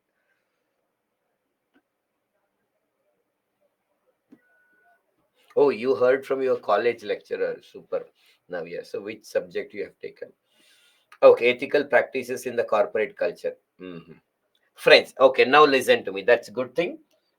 Let's we go to this topic. So there are two words here. One is corporate,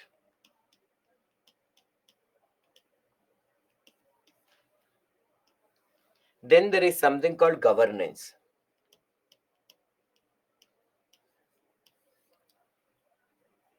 Now focus here, focus, focus. Arwankaru, why you are late, man? What is corporate? If we look into the literal meaning of the word, actually corporate, it has come from the Latin word corporatus, which the literal meaning of corporate is to form into a body. To form into a body. Like, see, group of people coming together. Now, if we see in the other perspective also for understanding how these corporate companies works actually. Like for example, even human body. Now we have human body. We have kidney is there, liver is there, a heart is there, spleen is there, mind is there. Everybody is there, but they all come together and they exist as one person, like Srinivas. Actually, they work in that format.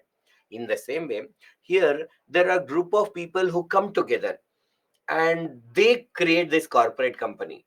And there are who the people who are invested the money, they are actually have some shares. We simply call them as shareholders.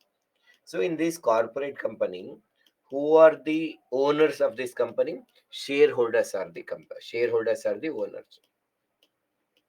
See, if you watching Shark Tank India, or if you study economy and all, you will understand in a much different way. In simple, for example, now imagine I may start my own company. Slowly and gradually, I want to expand it further. There may be other group people actually who also join actually, and with they are joining either.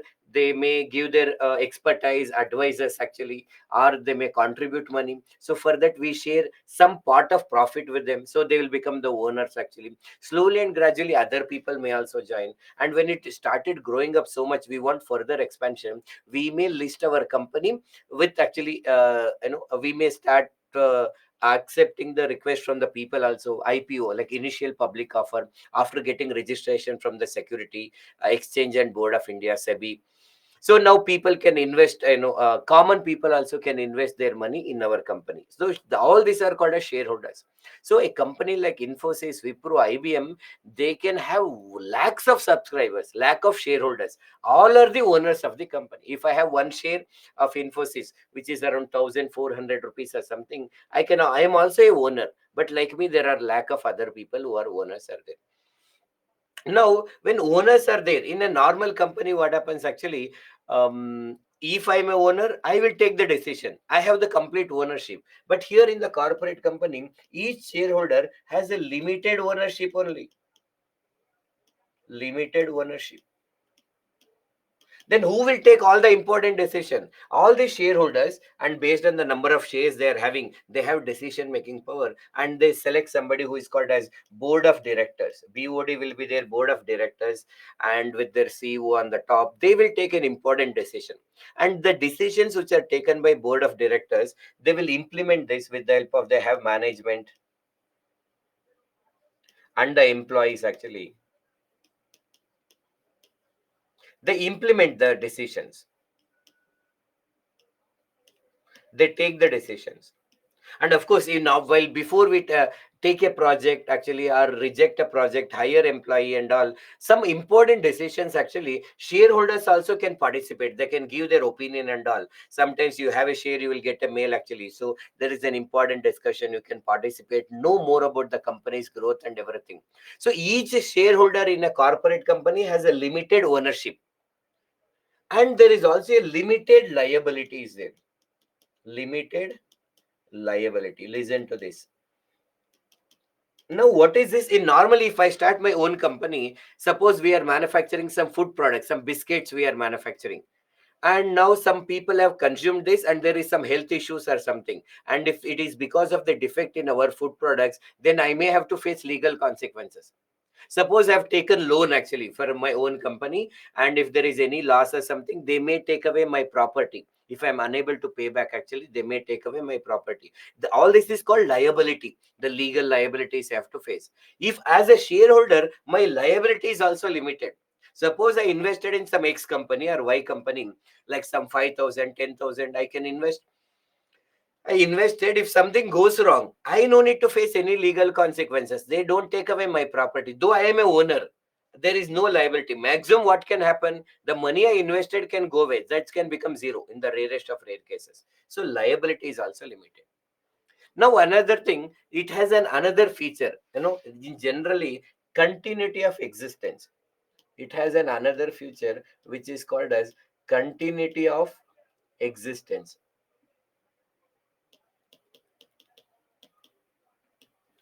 Chandrasekhar says, hi, hello, anybody is there? Yes, Chandrasekhar, is everything fine? Yes, we are all there.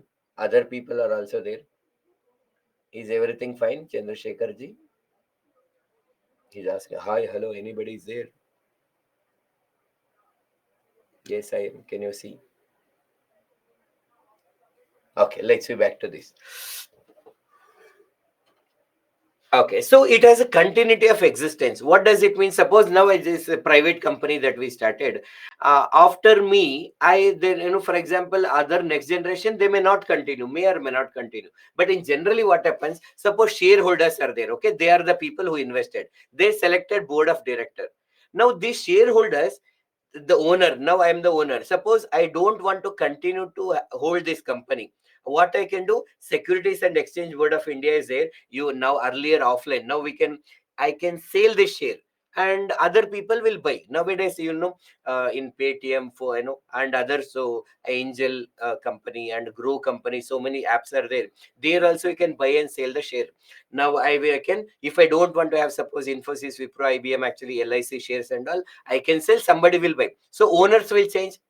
We are selecting some board of directors. After their terms are over, there are new board of directors will be coming. Management will be changing.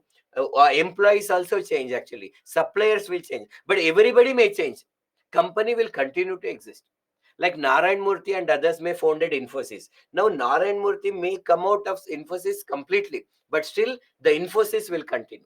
They buy the property in the name of Infosys. They sell the properties in the name of Infosys. If there is any legal consequences, Infosys and the present people who are facing some management, they may face legal consequences. For according to the law, Infosys, the name itself is a person. Now, corporate companies, not only this, you see Infosys, Wipro, IBM. There are many public sector undertakings are there, PSUs. They also disinvestment is done. You can buy and sell the shares of like PSUs like ONGC, Oil and Natural Gas Company. Actually, you can buy the banks, State Bank of India, HDFC. You can buy and sell the shares of these companies also. All these are corporate companies. So this is corporate company. Now, what is governance? Normally, what is governance? Governance is a process of making and implementation of decisions. Just governance means what? The process of making and implementation of decision is called as actually governance. Now, what is corporate governance? The process in which these corporate companies make and implement the decision. What do they keep in mind when they are making that decisions and implementing the decision? Is only profit or any other things are considered? All this will decide whether it has a good corporate governance or not actually. Now, when this you discuss, you might have some doubts actually. Let us we go and so that we'll get more clarity. Then I will take the doubts that you have. Now, this corporate company has many stakeholders. Stakeholders means the people who are associated with the company, corporate companies. One who is there, first one is shareholders. Who are the shareholders? The people who invested their money in your company. Now, there is a corporate company with respect to shareholders actually. How do they have to treat them? Like they have to maintain transparency.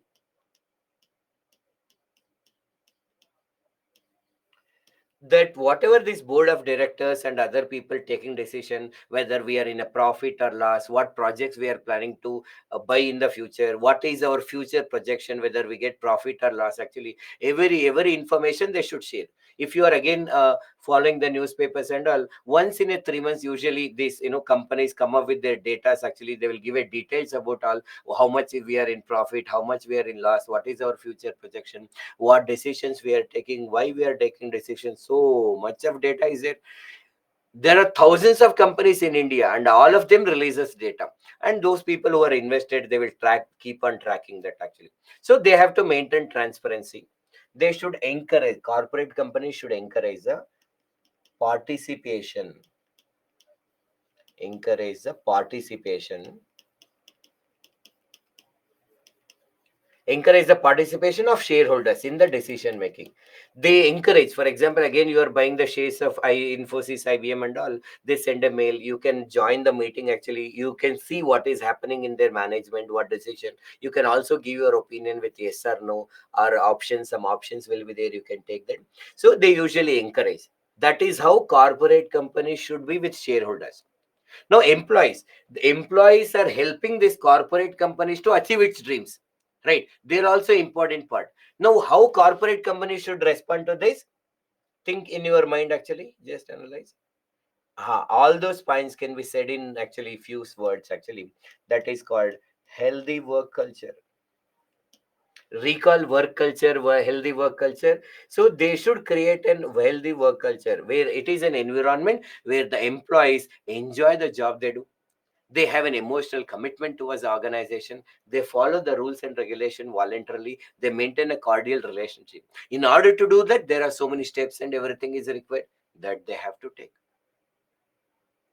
With respect to government, actually, what they are supposed to do, they should follow the law, not only in the letter, but also in the spirit.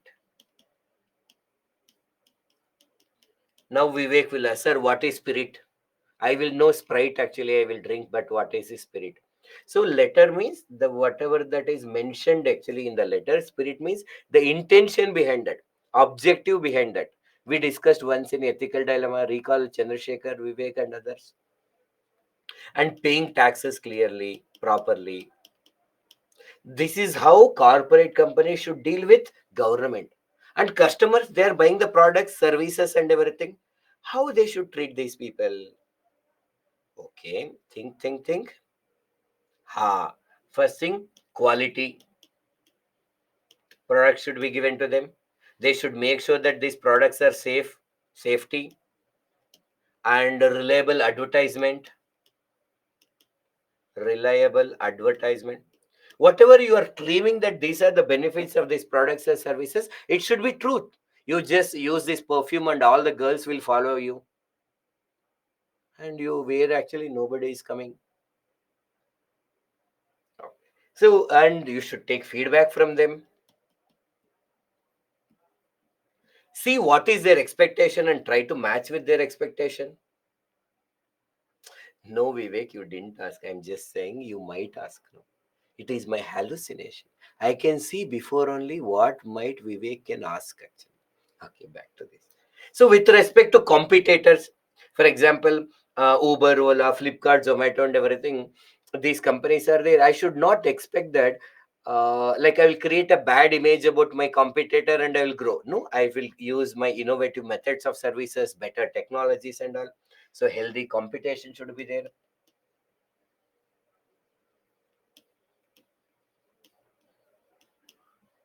Healthy competition should be there.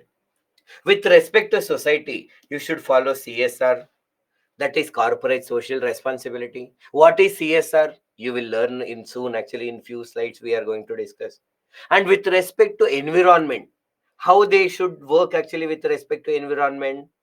Think about some points in your mind. Make sure you are participating. Sir, already we are tired. No, you are just started with 5 o'clock, and I am talking, and I have energy. So you should also have energy. Talk.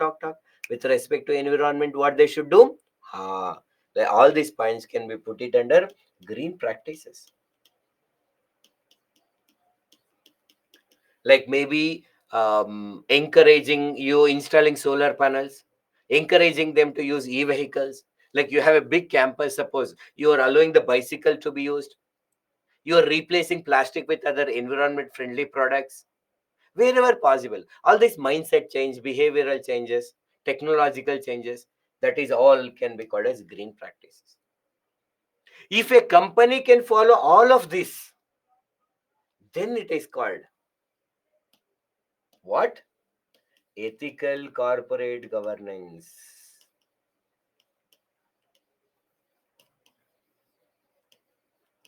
Now look at this slide and tell me any doubts before I proceed further.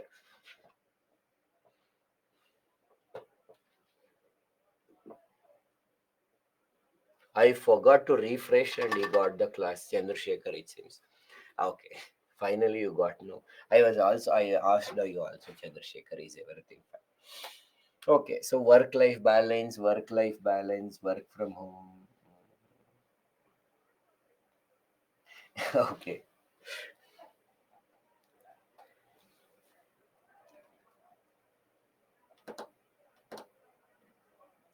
Sir, are you there? Karthik, yes, I am here.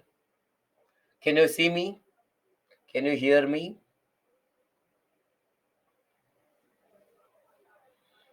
Sir, in competition, we can write better services. See, in competition, why do you write?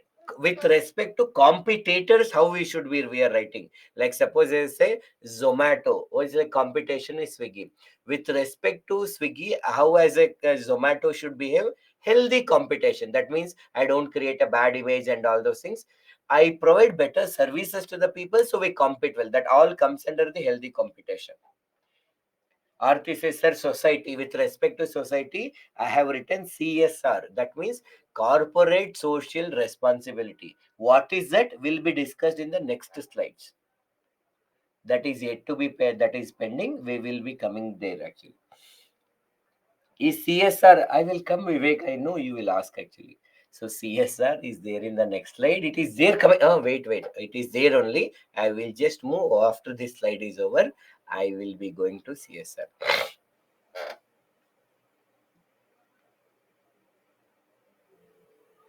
Hope it is clear. Hope you have understood. Yes, super. Now, what is there in your material that we are going to share? Actually, just see this, sir. CSR is first step. Is one step far from the sir. Far from one step far from sir. Okay, yeah, understood, Sakshi. So, what is corporate? Corporate is a form of business organization with a limited liability of the owners and continuity of existence. I explained you what is this. Corporate governance is a system by which these companies are directed and controlled. It's just a different way of saying whatever we have discussed. And as a part of ethical corporate governance, one easy way to remember, see, this is what I did. You remember stakeholders and create this point. That is easy. Or you sir, we can't do all that. You please give me some points. So these points you can follow the law both in letter and spirit, ethical standard, social responsibility. You make sure that all the stakeholders will develop truthful and reliable advertisement, feedback, fair and open competition. Same points we have already discussed, so I'm just presented here.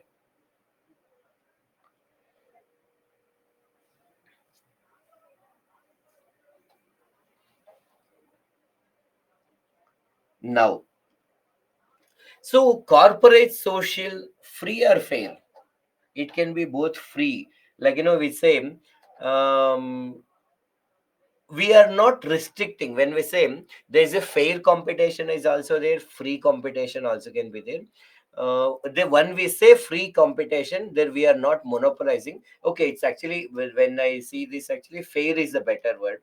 We can also see fair and open competition. Fair competition, open competition.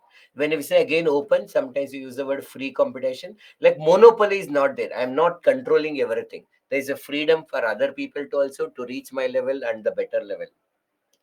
Now CSR is there. Now before I explain the CSR, now I want you to watch one video actually. Once again, please go to the YouTube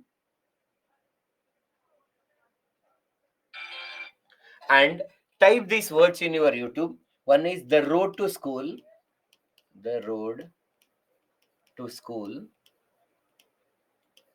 And if you just type that, you will not get it. One more keyword, Ashok Leyland. Ashok Leyland. And you will get 4 minute 45 seconds video. Video suggestion. So please go there and watch now only, because so that you will get a better clarity. So you will get sound like this.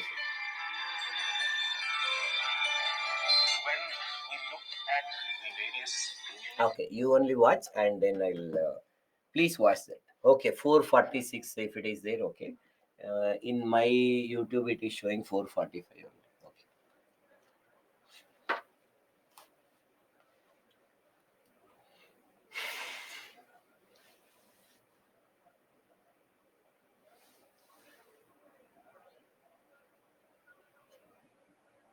Okay, 446 Vivek agreed. Please watch.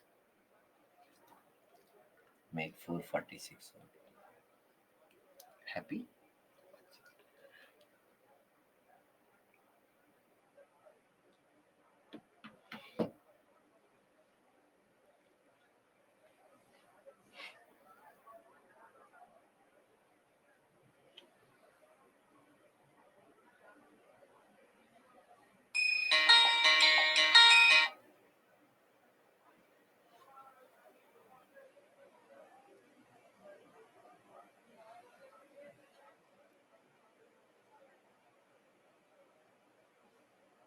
Yes, yes, I'm muting actually, Samiksha.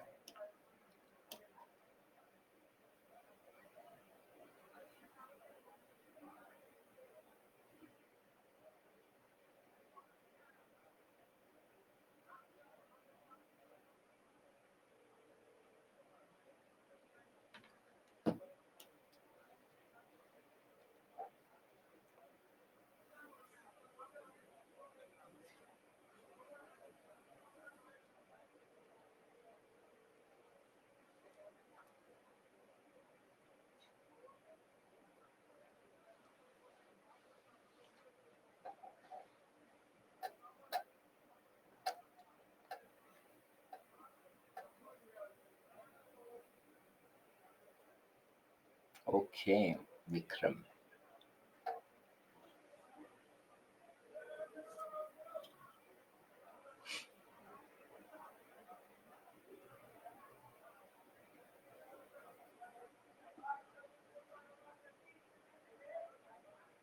As it is 4 minutes, watch it with maybe 1.5 speed.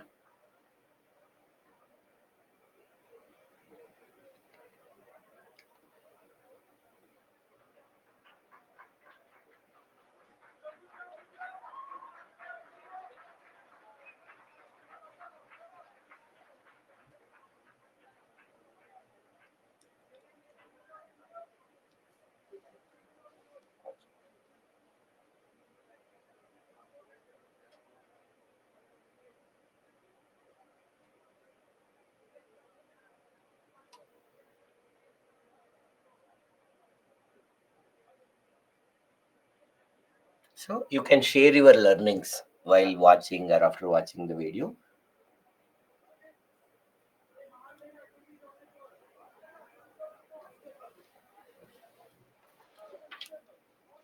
If you watch 2 3 minutes, that is still fine. I have one small video suggestion actually.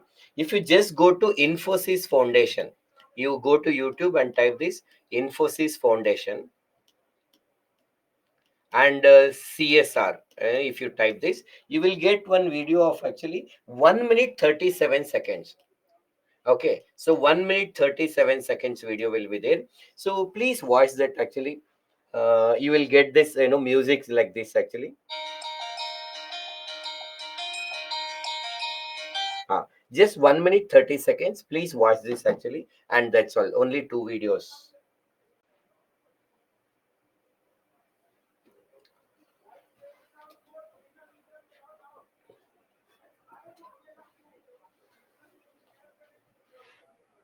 The title of the video is Infosys Foundation till the change is for real. Till the change is for real. If you type these words, you will get it. Or just type Infosys Foundation. You may get this.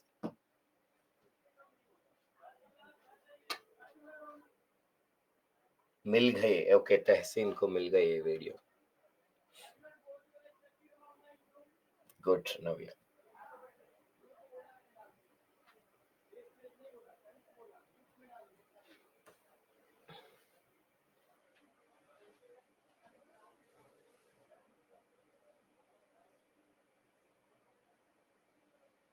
yes black and white video that is way of describing by Infosys sorry Vivek.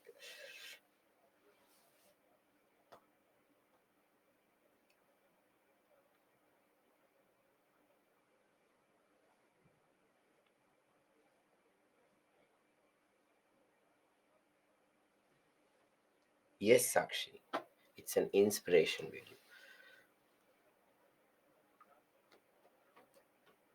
Yeah, others please go back to Infosys Foundation 1 minute 37-second video also. Those who have completed Road to School, please go there.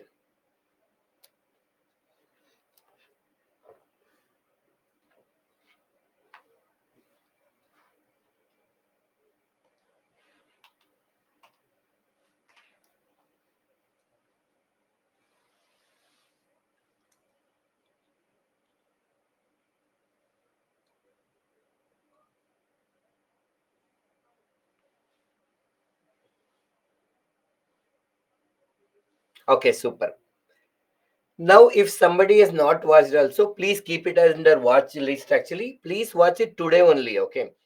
Please watch it today and now focus on this topic. So whenever you are free, for example, you can type CSR and Tata Group of companies. You will have many videos. Tata Group believe in actually give and grow. The more and more you give, the more and more you can grow. Like that, some other videos also will get it if you search all this in your YouTube channel. Actually, now just a small, like learning, like what Vaishna understood from this video. Sir, in this project, Ashok Leyland identified slow learners from the rural school near their manufacturing plants and give them special attention via extra classes and separate learning session. It reduced the dropout rates, increased their learning levels. It worked closely with the teachers to do so, all as a part of the CSR. Very good analysis or interpretation, Vaishnav. As the corporate is taking the resources from the society and giving back to the society, so they should go for CSR. Yes, Kamalapal, you are right. Sir, here, good spirit of the work showed by Ashok Leyland, correct. Sir, it is actually my own district by Vikram. It talks about quality education. Here in Sikkim also many of the schools infrastructure and social infrastructure being developed and maintained by these companies. Super. Okay, very inspiration video. Both the videos are spreading the change and smile. After watching these kind of videos, only one thing comes to my mind. That is to at least change their life. Okay. Infosys has worked to serve the midday meal scheme, schools. Okay. That is very touching. Okay. Heart touching. I am understanding. Okay. Life granted, it's okay. Started. Okay, super. Now listen to me. Now with this understanding, so that's why nowadays 21st century many videos are available. One of the best way to learn that actually and develop a curiosity, falling in love with the studies is through images and videos.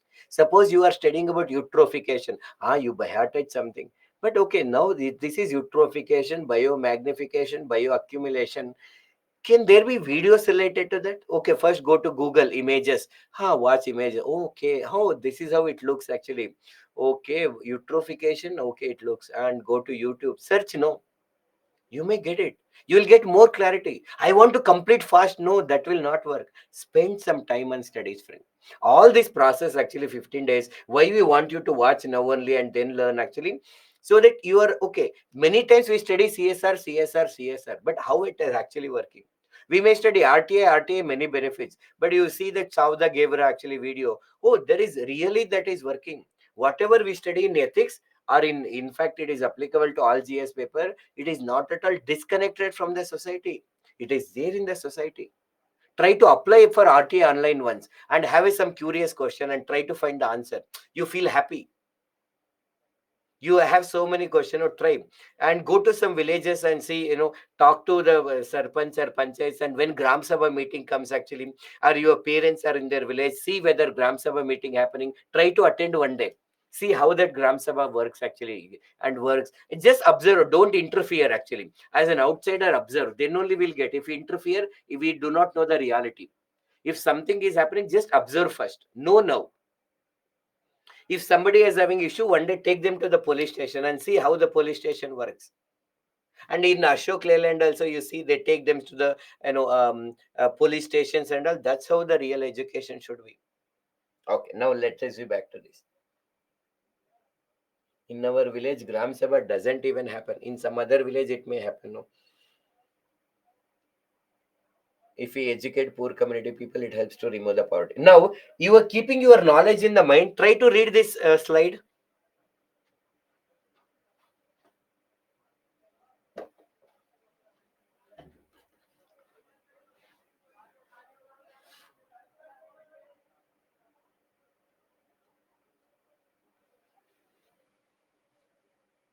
Just read. I will explain.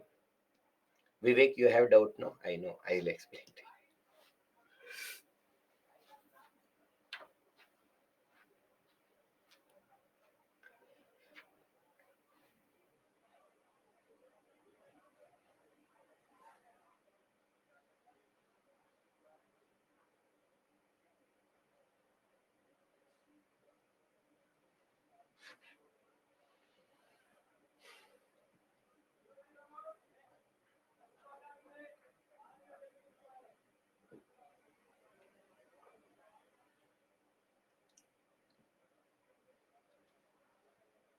Once you are done, give me your thumbs or yes.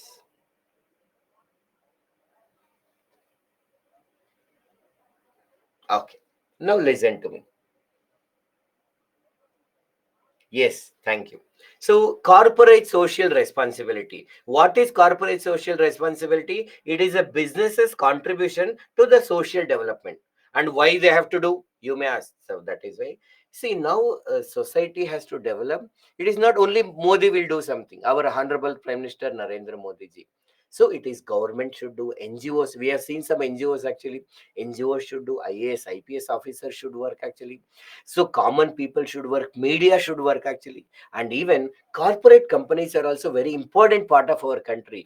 They should also, they are the key stakeholders in the society, and in order to achieve the India's dream called as inclusive and sustainable development, they have to contribute. Is it compulsory for them? Yes, there is an act called Companies Act of 2013. According to this, any corporate company, if they are having net worth of 500 crore or more, first criteria. Turnover of 1000 crore or more, second criteria. Net profit of 5 crore or more, third criteria. Any one of the criteria. It is not that all actually should match. Anyone is, sir, if you say anyone, what about 2 and 3? That means out of 1, 2, or 3, any one criteria, if they're matching, then 2% of their net profit, whatever they are getting actually overall net profit actually. So if they are getting 100 rupees overall net profit, 2 rupees they have to spend compulsorily. So many of them have 5 crore plus and all, and 2% will be too much. And many companies have 500 crores and so many crores of profits and net profits, then totally 2% will be in crores. Sir, how can we spend? Which areas they can spend? They can spend on the issues like decreasing the hunger and poverty, improving the education, promoting gender equality, ensuring the environmental sustainability, and all these areas, other areas are prescribed. They can identify how to work and everything actually, and they can do the work.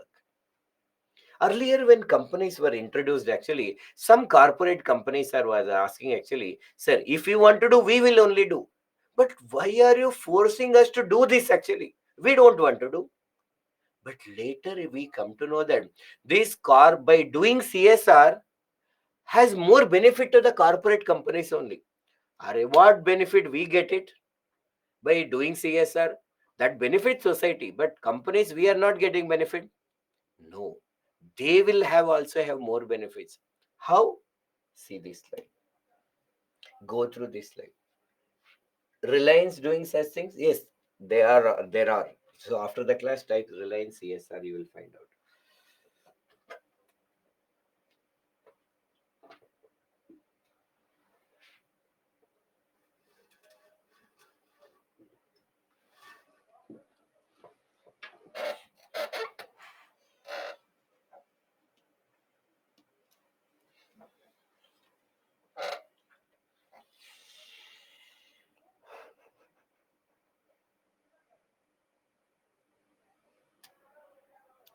See how they are connected. How it can happen by doing CSR. First think and then learn. In fact, our company's name is Think and Learn actually, and that's what we are supposed to. We are doing now.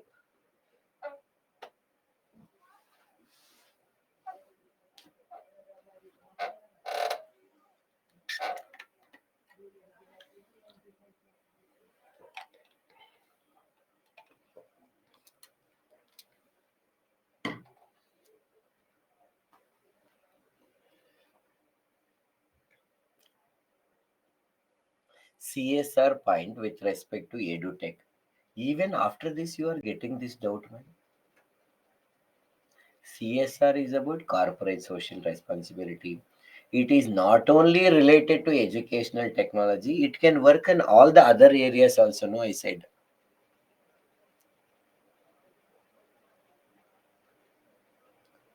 What is that with specific to EduTech that you want to tell? If possible, please elaborate it, Mr. Vivek ji. Okay, others, please listen to this now.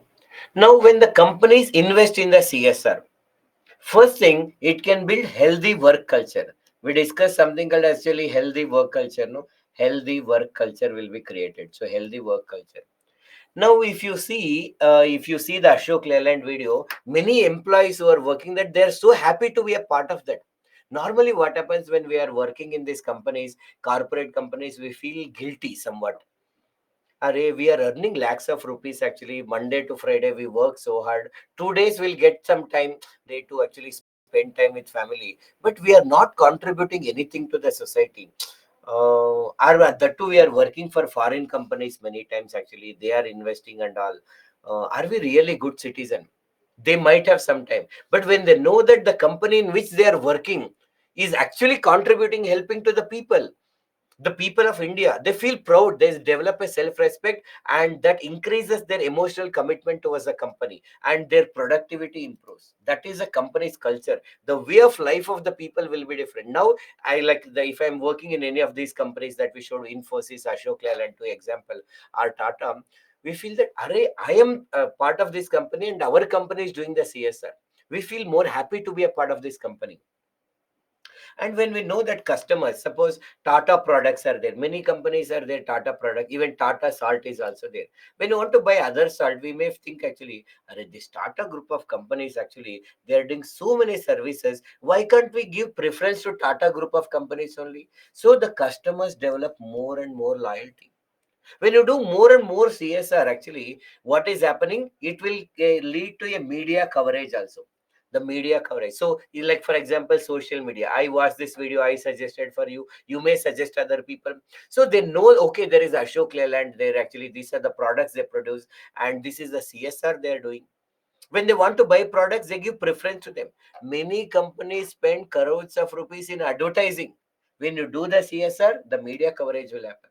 In this way, you are also developing a good relationship with the government. Actually, they would like to support you because you are also contributing to the society. With all this, for your competitor who are not doing much, work actually in CSR, for them it is very difficult to compete with you. You stand out from the competition. Those employees who are part of your organization want to remain in your organization for a longer time. That is called employee retention. They will retain in your company because they know that, suppose I'm working in this company, I'm getting X amount. When I join other company, I may get little bit more, but I am proud of this company. Yeah, I can tell other people that I work in Ashok Leyland, Infosys or something, because they are doing something good to the society. So best and best people want to be a part of your company. Attract the talent.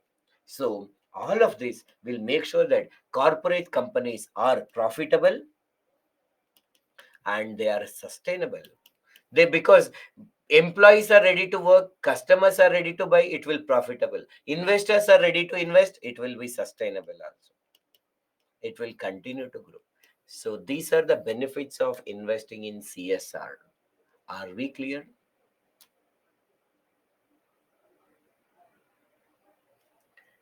How edutech companies utilize that money with respect to student benefit.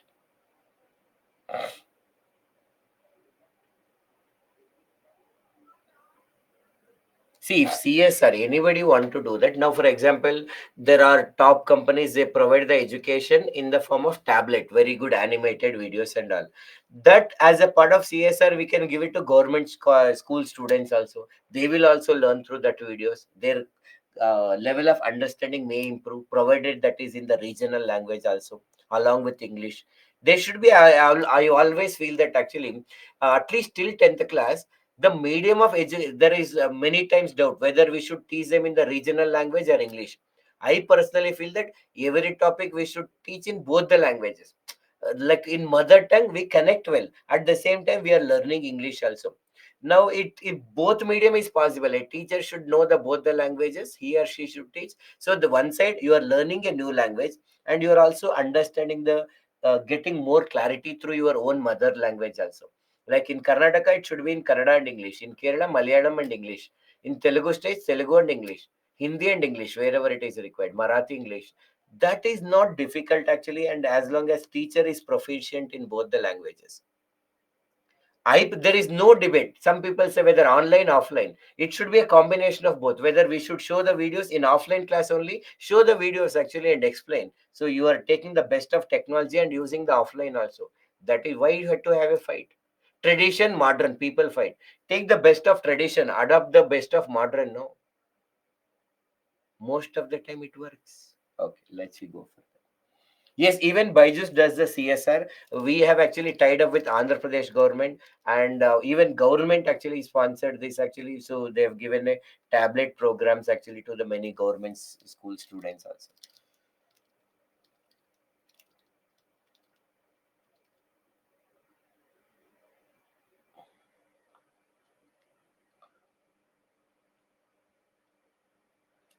We can join one more point like whom we give education or the skill, they work in our company. After some time, we can give skills which are good for their company. That's also good. Now, Ashok Leyland is training them. If students are interested in future, they will become a employees actually. So they are getting one company is helping the people by giving local level employment opportunity, and this person also getting exposure to the global company. So both will get benefit. Yes, Sakshi, we can add it. Hope you understood this. Now have a look at this and see is it making any sense to you. We are giving some recommendations to make the CSR better. See this?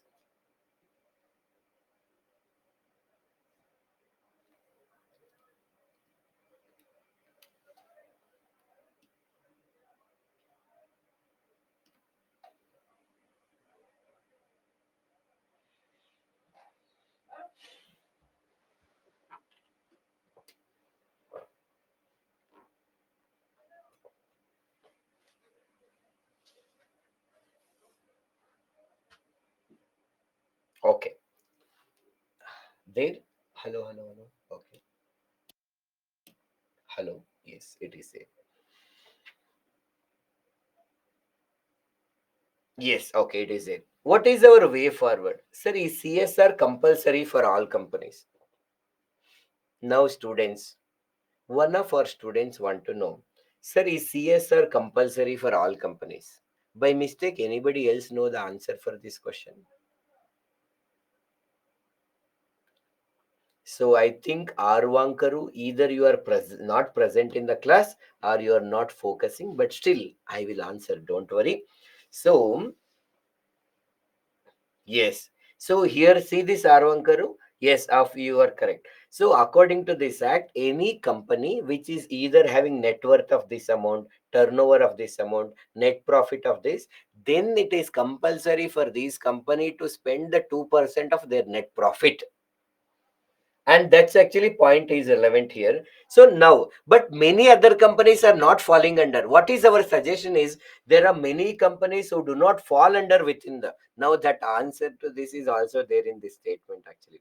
So what is our suggestion? They should do it voluntarily because it is beneficial to them, it is beneficial to the society. There are companies like Infosys, Tata and Ashok Leyland actually, they should be considered as a role models, and other companies should replicate some of this actually based on the local conditions and all. They can consider these people as a role model and fulfill it. There are many companies according to CSR they are not coming under, others have to follow. And sometimes what happens, same like we have discussed in the international relation, the corporate companies select, okay, we are very interested in education of the local people, we'll focus on education. Let's you focus on health, and let's you focus on environment, let us focus on a women empowerment. Like somebody they will decide within the organization which one to focus and they will decide. But rather than that, wherever you want to develop, ask them. No, in international relation we discuss same, individual people also, if you want to help anybody, any society, ask that society. So rather than selecting that is comfortable to you or your employees or that gives you advertisement, select that companies what is that society needs. That should be given a priority. And you should not do this only because of legal obligation. Okay, 2% I need to spend. Suppose 10 crore rupees I have to spend. Spend on something, generate the bill, submit to government.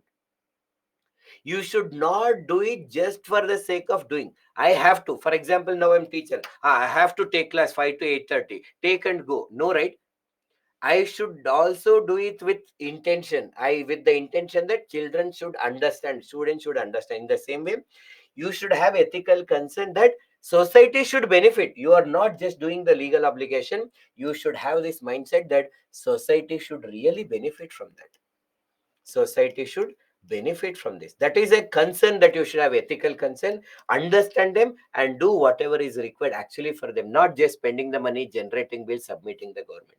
In order to make sure many media, for example, if some Ashok Leyland, Tata, Infosys, if they are doing good, you can call their actually representatives and make some program in the media, the half an hour program or something. It motivates them, and other 100 people are watching that advertisement money actually and all, they're saving. So it also motivates them to do much more good things. And there are many NGOs are already working in the same areas. They can collaborate. In fact, NGOs can collaborate with corporate companies and they can do much more. Corporate companies have money, NGOs have experience actually, IAS officer have a knowledge, and if all three come together, they can create wonders. If you remember by mistake and watch this video clearly, Shalini Rajneesh has come up with some program called Save the Farmer Project. In her video TED Talk, she says that actually Save the Farmer Project. In North Karnataka, many farmer suicide were happening. In order to stop that, she collaborated with NGOs of that area and corporate companies under the CSR, and they were able to come up with this by use government policies, NGOs experience, and the corporate companies' money. Government, all three together, deadly combination.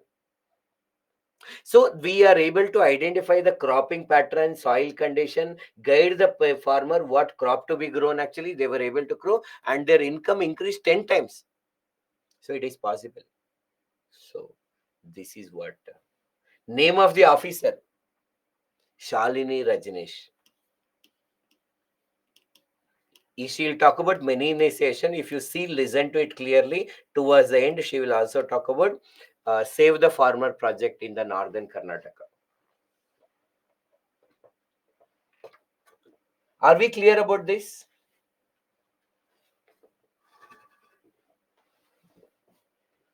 Okay, good. Last case study of the day. Have a look at this. Sir, you say, we have to read, you have to read. Please, you only read, sir. No, you should know. You should first understand, then I will explain. So please read it once.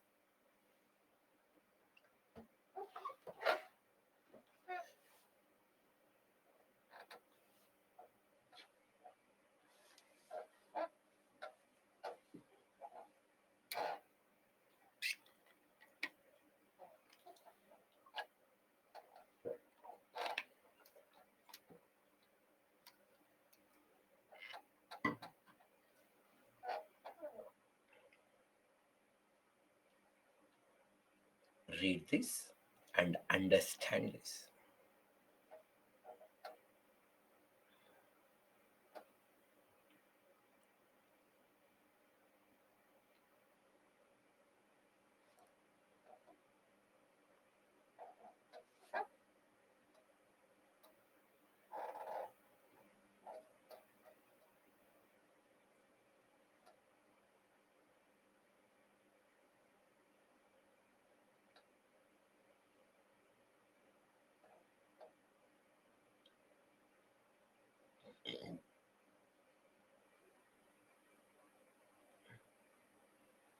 Done?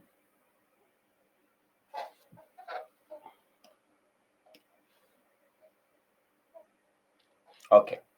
For others, now listen to me. So, apparel manufacturing. Vivek will have to, sir, what is this apparel? In this context, it's cloths manufacturing company. Were they women employees are there? But it was facing some losses. Then they appointed a marketing executive who increased the sale. So it appears that almost, or we clear say that this marketing executive is known for his professional competence. So the company which was in the losses, he was able to bring actually profits.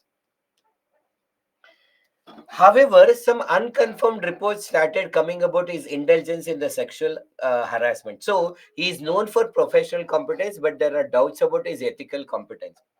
A woman employee for launched a formal complaint within the department. In fact, anybody who faces sexual harassment, they are supposed to do this. So she has done correctly. That shows her loyalty towards the organization, everything.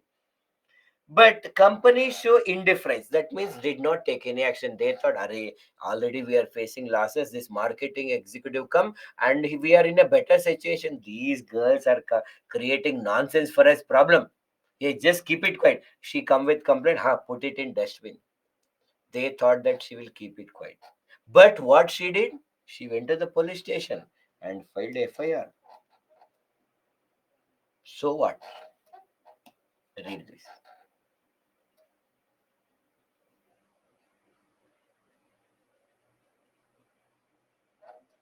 I want you to think about this only, and after 2 minutes, we'll discuss the answer. You can express your opinions. I am opening the chat for the public, but only 3 minutes maximum.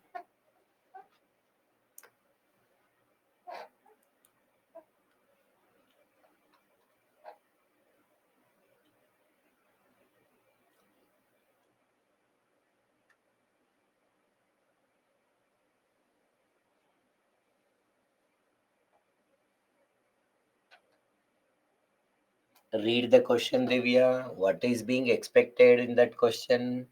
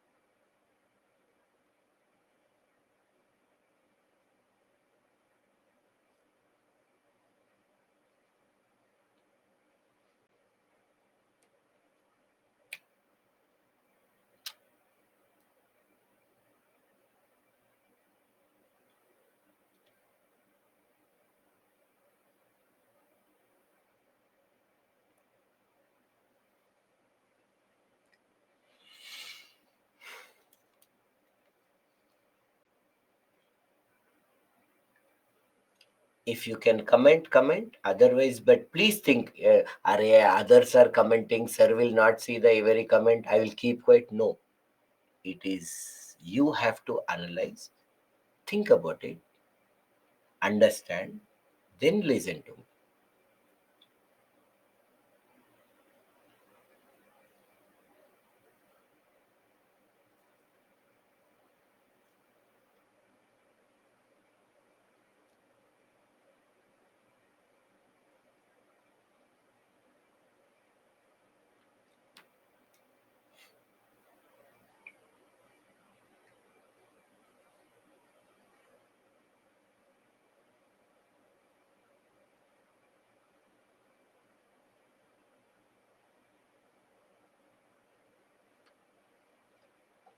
If you have given opinion, please observe others' comments also.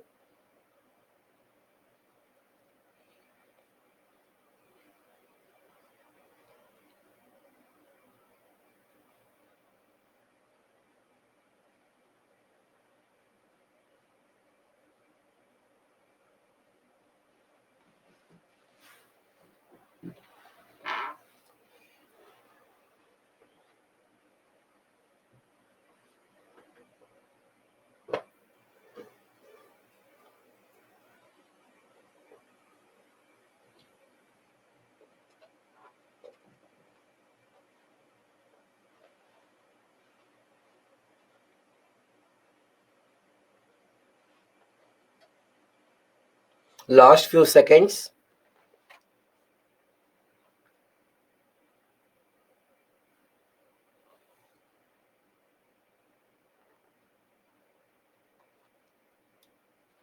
Okay, friends, thank you for your contribution. Now, please listen to me. I will take the doubts, issues that you have actually, and please listen to me now. Okay, listen to me. Thank you for your participation. So, first, we need to write introduction and listen to me now. In introduction, first, we need to think of the value that is required to face the situation. Now, if because this case study is from a woman perspective, I am an woman employee. I am facing sexual harassment. Went to the company. They did not take any action. Then I went to the police station. Now that company is calling me for negotiation and they are telling we'll give you huge money. I am trying to do something good, but they are trying to deviate me from the path of ethics through the temptation. That is hefty money. So obviously, the value that is required to face the situation is, think in your mind. Yes, you are right. Integrity. So whenever you are trying to do good, and if somebody is trying to deviate you from the path of ethics through pressure or temptation, that best value is integrity. Now, how to write? The above situation is a test of the integrity of the woman employee.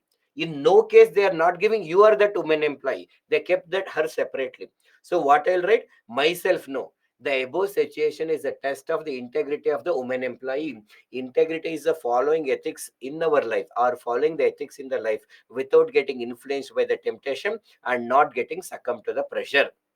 After that, stakeholders involved in the case study are woman employee. She is a woman employee who filed a case of sexual harassment. Apparel manufacturing company. Women employees who are working in the organization. Marketing executive. Police and management. Whoever is there, write it. Then what are the options available? You are expected to create 3 options, and according to me, the options can be like this.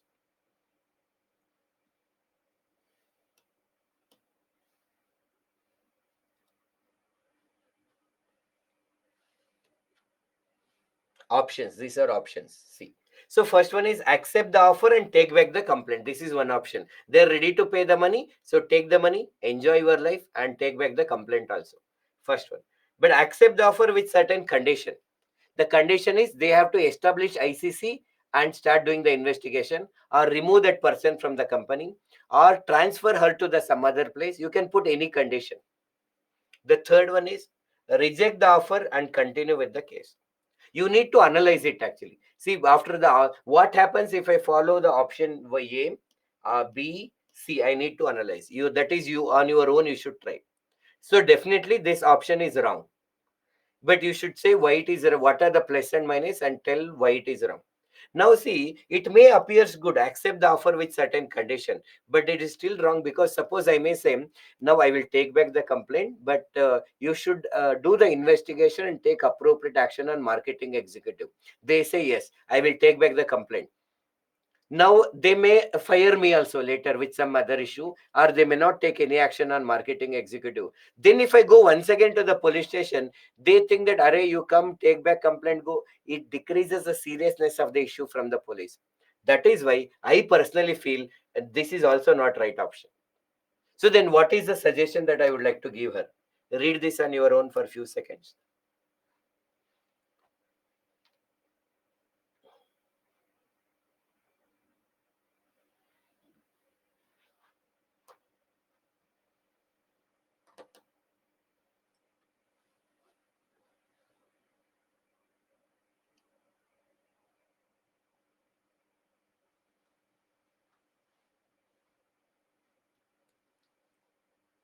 Okay. So listen to me. Chandrasekhar says, sir, 1 and 2 seem same. No, they are not same. In the first one, I am just taking the money and taking back the complaint also. That is completely different from the second point. Here I am agreeing, provided with some condition. I want to my organization loyalty and everything to be saved. But provided if you give us in promise that you will next time take this issue seriously. There is a difference, taking back at the complaint and taking back money, and with condition. That condition is the difference. Now, so whenever that woman employee is taking the decision, first she should consider whatever the decision that she takes, what is the impact of herself, her respect will be. Now suppose if I give complaint, take back, or continue, what is the impact on my personal respect? One thing. Second thing, other female colleagues, whatever I do, how they will have an impact on my women colleagues. It is not just me, others may be facing. And in generally, women complaints generally credibility. So it is about herself she need to look, and other female colleagues, and who generally women complaints. If more and more women complain and take back and all, it questions the credibility of the complaint itself. So she has to keep it all in the mind. After all the analysis of above 3 options, I suggest woman employee to continue with her case. It give her a mental state that she was able to stand for herself. It is not only that she was able to stand herself, there may be many other women employees who are facing these issues. She is giving the voice to them. Actually, it gives them courage.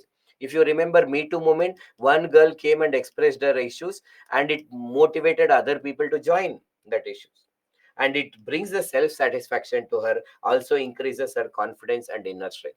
In this way, as a generally as a male or female, when we are working, we face many complications. Then we should not only look about ourselves, but we should also analyze the impact of our society and take the decision that beneficial to the most of the people. And so that, as rightly said by Immanuel Kant, through our action we have to become role model to others.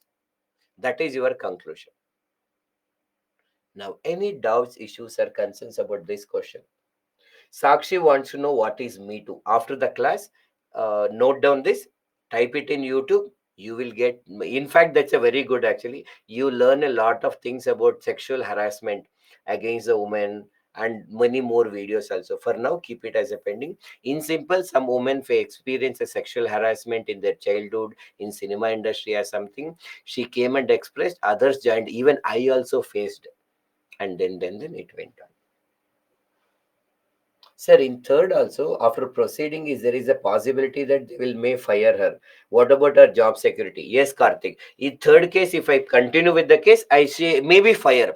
But one thing, I was able to stand for my justice, and other people will join. Investigation will happen. Now I will have to find other jobs. There are 100 jobs will be there. Yes, it causes problem to my family life and all. But still, when the management is not at all taking cognizance, and when the issue is so serious, I should not continue to work in that company for my benefit and for other female colleagues' benefit. I should be ready to face the negative consequences. Ma'am, PPT is not coming to my chart. Ma'am, please send PPTs. Ma'am, lecture 10 to 5. What is this, Gautami? Won't option C be financially burdening? Yes, it is burdening, but there is no other better option. Celebrities for all the people, but if you are celebrity, it will highlight. Otherwise, other people will not forward it, so it will not become viral. Now, please listen to me. What is 4 plus 5? 4 plus 5, 9. Vivek, you want to know, sir, 4 plus 5 only. What is that question, Vivek ji? 4 plus 5, 9. That is what they taught me in the school. Now it is no CSAT ethics class. Come back to this.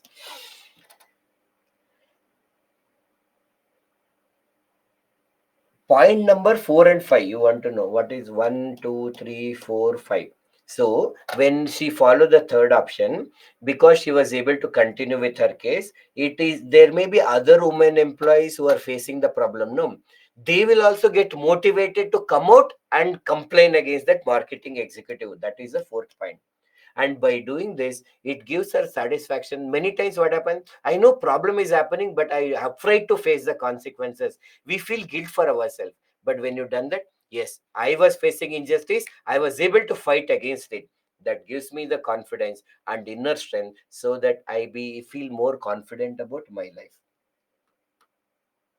Understood 4 and 5?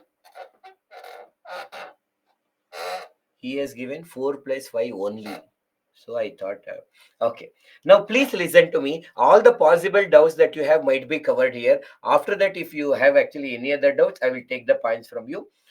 Please listen to me for next 10 to 15 minutes are very, very important actually.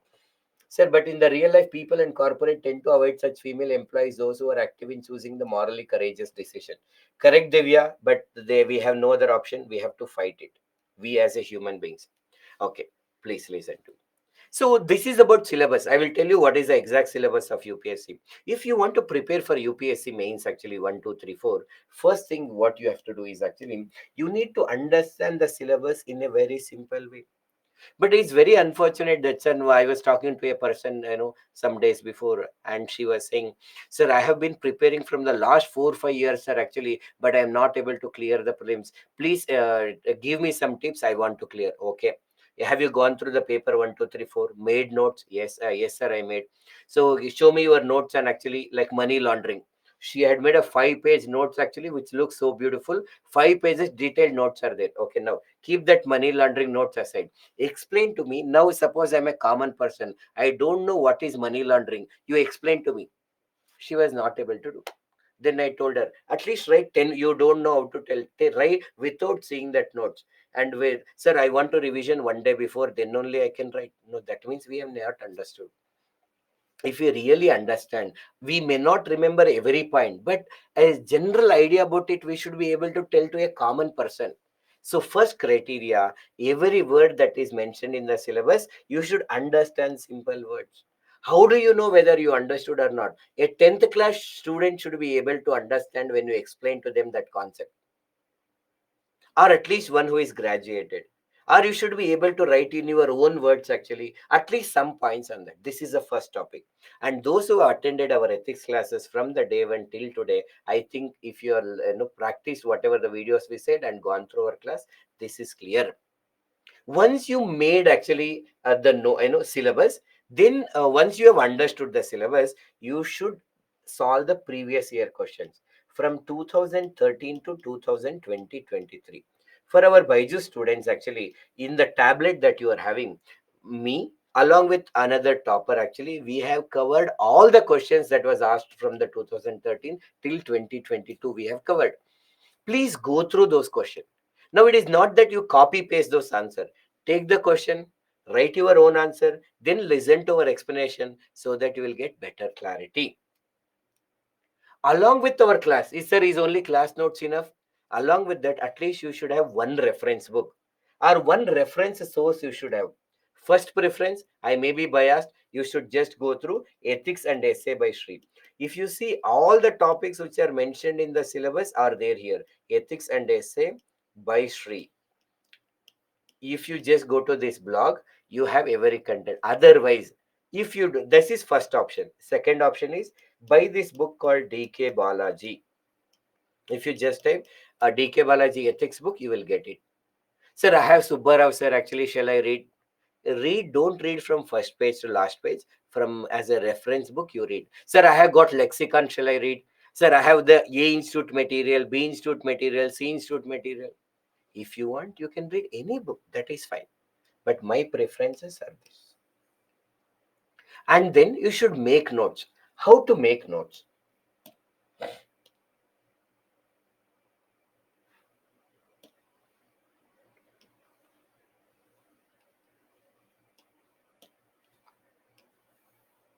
This is your notebook. You have to divide your notes into 2/3 and 1/3. Now, suppose you have to take a topic like integrity is one topic, or refugees is one topic, or wars is a topic. Now, I'll take integrity. Now, you have to go through the notes that we have given and one reference book actually. Now, suppose in the class notes that I have given, 6 points I have given, but you are able to understand only some 4 points because of some reason you couldn't understand 2 points, then don't write the 2 points, actually leave it. Whatever you are able to understand, only that you should write. Every word, every sentence that you have written in the notes, you should be able to understand. Write some point. What is integrity? Examples of integrity, challenges of integrity, solution to integrity, everything. Now don't write anything in the 1 3, leave it gap. Tomorrow when you are reading actually, or first do this. Suppose 2 pages are over, 3 pages are over for integrity, one side is 1 page, 3 page notes you have made, and like this 2/3, 1/3. After that, leave another 2 page gap, then write next term: impartiality, non-partisanship, objectivity. Like that, every word that is mentioned in the syllabus you should make notes. Now, suppose integrity you have written, tomorrow you take some mock test or you solve previous year question, you got some extra points about integrity. Come back here and read that. If some extra point that can be included for importance of integrity, example, add like that, write your own example here. Some new quote you want to add it, write it here. Or either in the 1/3 or in the 2 pages will be there. From today till you clear examination, anything that you heard about integrity, you will come back and write. The same method is applicable for GS 1 2 3. Poverty is one topic. You make 4 pages notes, leave 2 pages, then women empowerment. Once you made this detailed notes, what is poverty, what are the reasons for poverty, solution, what is already tried, what is yet to be tried, in everything you made. Then tomorrow you read newspaper, some data, new data about poverty and inequality. Read, come back with the data, revise everything, add that extra point, either in this one third or extra page. In that way, once you made a notes for poverty, from today till you clear examination, everything you study about poverty is at one place, women issues are at one place, cyber security one place, money laundering another place. Everywhere it is in well organized according to the syllabus order. In this way, you should make a notes. If you have doubt, keep it. And in ethics, coming back to that, for every topic, make sure you have some codes. Integrity, impartiality. Go to Brainy codes and select some codes. And make sure that you have some example, integrity, some either real life example, hypothetical example, current affairs, or from history, hypothetical. We have been discussing many kinds of example. Actually, you should have some example and see whether create I can create any flowchart or diagrams. You have to check actually. And then you know that this journey takes a bit lot of time. Actually, we don't know how much time. I definitely wish that you should all clear in first attempt, but even first attempt may take 1 year, 2 year actually, and many people have to spare 2 3 attempts also. So this journey, we don't know the result, but every day as a right good student, I have to do my duty. If you really want to clear this examination, make sure throughout the journey you are enjoying this calmness and confidence. Now, after making the notes is over, you should really know that how much you know is important, but you don't get a single marks for how much you know. Our marks depends upon what you are going to write in the examination and how you are going to present in the examination. Some people they just attend ethics class and keep it aside. Next we will open after prelims clearing actually, or next year prelims clearing. Then we say, Array, sir taught so many things, it was looking good, videos and all, but now we are not able to understanding. Array, questions are different. Knowing the content is only 33% of the preparation. But converting the content into an answer with practice, it will come. This is another 33%. And you have to take feedback from the concerned mentors and everything, and slowly, gradually, you need to improve. And that is another 33% of preparation. 1% depends on luck that is not in our control. Some people, when they're writing the answer, they just see the keywords of the question. How do you apply emotional intelligence in administrative practices? Suppose if this is a question is there, and they'll say, oh, emotional intelligence is there. Ha, quote about emotional intelligence, definition, 4 components, writing. No, please read the entire question that is asked and then plan your answer, then write it. It is advisable to write at least one mains answer per day. It like where to get it, start from the previous year question. Now already in the there are 11-year question papers are available. Each paper will have average 20 questions. 4 papers, GS 1 2 3 4, so 4 means 80 question. If you consider 10 years, there are 800 questions are there. That means if you write one answer per day also, it takes 800 days to complete only previous year questions only. And essay every year 8 questions will come, so that is close to 10 years, means 80 questions are there. Okay, so you have to this mountain to climb. But Dashrath Manji, when he's climbing the mountain, a big mountain, no, he just every day started breaking small part actually, and he was able to break the mountain. Now, before I take the questions from you, see, there is an official syllabus that UPSC has given to us. And this you can cross check in the UPSC website or Google. If you type UPSC ethics syllabus, you will get it. What they say that this syllabus is there to check the candidate's attitude, the mindset. What is your mindset about the different issues? How do you approach the issue? When a case study is given, what are the options that you come up with, and how do you evaluate those options? And finally, what is your problem solving? We may give a theory questions, we may give a practical questions, we may give a case studies, we may give some situation that you might face in your personal life and that you face as an officer. But we want to check your mindset, your thought processes, and how do you find a solution. This is a clear instruction that UPSC has given. And those who are actually attended from day one till now, we are in the day 15, actually 15th session. If you attended from day one, you know that if we have completed essence of ethics, determinants, consequences, dimension, ethics in private and public relation. All of this we have discussed.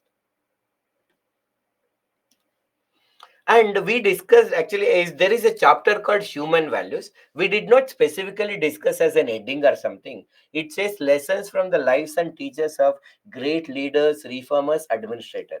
If you see some administrator, we have referred directly, indirectly, want you to watch TED Talks and all, like for example, Shalini Rajneesh, Prashant Nair, PB Salim. This is what actually, when you go through TED Talks and all, you are learning the lessons of the lives from the teachings. In that way, you should select any five people who are able to reform the society, five great leaders whom you consider as important. And you should see, if you want to inculcate better values in the society, what is the role of family? What is the role of actually mother and father? And educational institution, how they can inculcate. And society, what is this society means? The role of media, the role of NGOs, the role of celebrities, so the role of politicians, all these people. Now, once again, you should make a simple notes in the blog that I've given, Ethics and Essay by Shri. If you go to human values, there is a simple and effective detailed notes are available. You may consider this actually. This is general topic, and in fact, you have to learn. And coming to the moral thinkers and philosophers from the India and world, we have discussed, if you remember, Mahatma Gandhiji's talisman is discussed, Max Weber bureaucracy model, like that we have discussed now. And add please five more thinkers and philosophers. And where to learn? There is a YouTube channel called as School of Life. In that there is many philosophies are there. Go through that and don't do PhD. Like we have discussed few concepts now in simple words. Learn five more and try to use it whichever the case study that demands it. This is about human values. If you attended our class, you know that we discussed about content or structure of attitude, functions of attitude, relationship with behavior, moral and political attitude, social influence and persuasion. All these topics we have discussed in detail. We discussed aptitude and foundational values, integrity, impartiality and non-partisanship, objectivity, dedication, empathy, tolerance, compassion, emotional intelligence. All these topics we have discussed. We may follow the different order, but all these topics are discussed. Ethical concerns and dilemmas in the private and the government institution. We have taken few examples from government, private, and we decided how to deal with these ethical dilemmas. If you see, we have also discussed one topic called law versus ethics, law and ethics. And we discussed one topic called conscience in the day one when we started. Actually, we started with conscience. We discussed how accountability lead to ethical governance. In the yesterday's class, we discussed strengthening of ethical values in governance. In today's class, we discussed ethics in international relationships, funding, and corporate governance. Clear.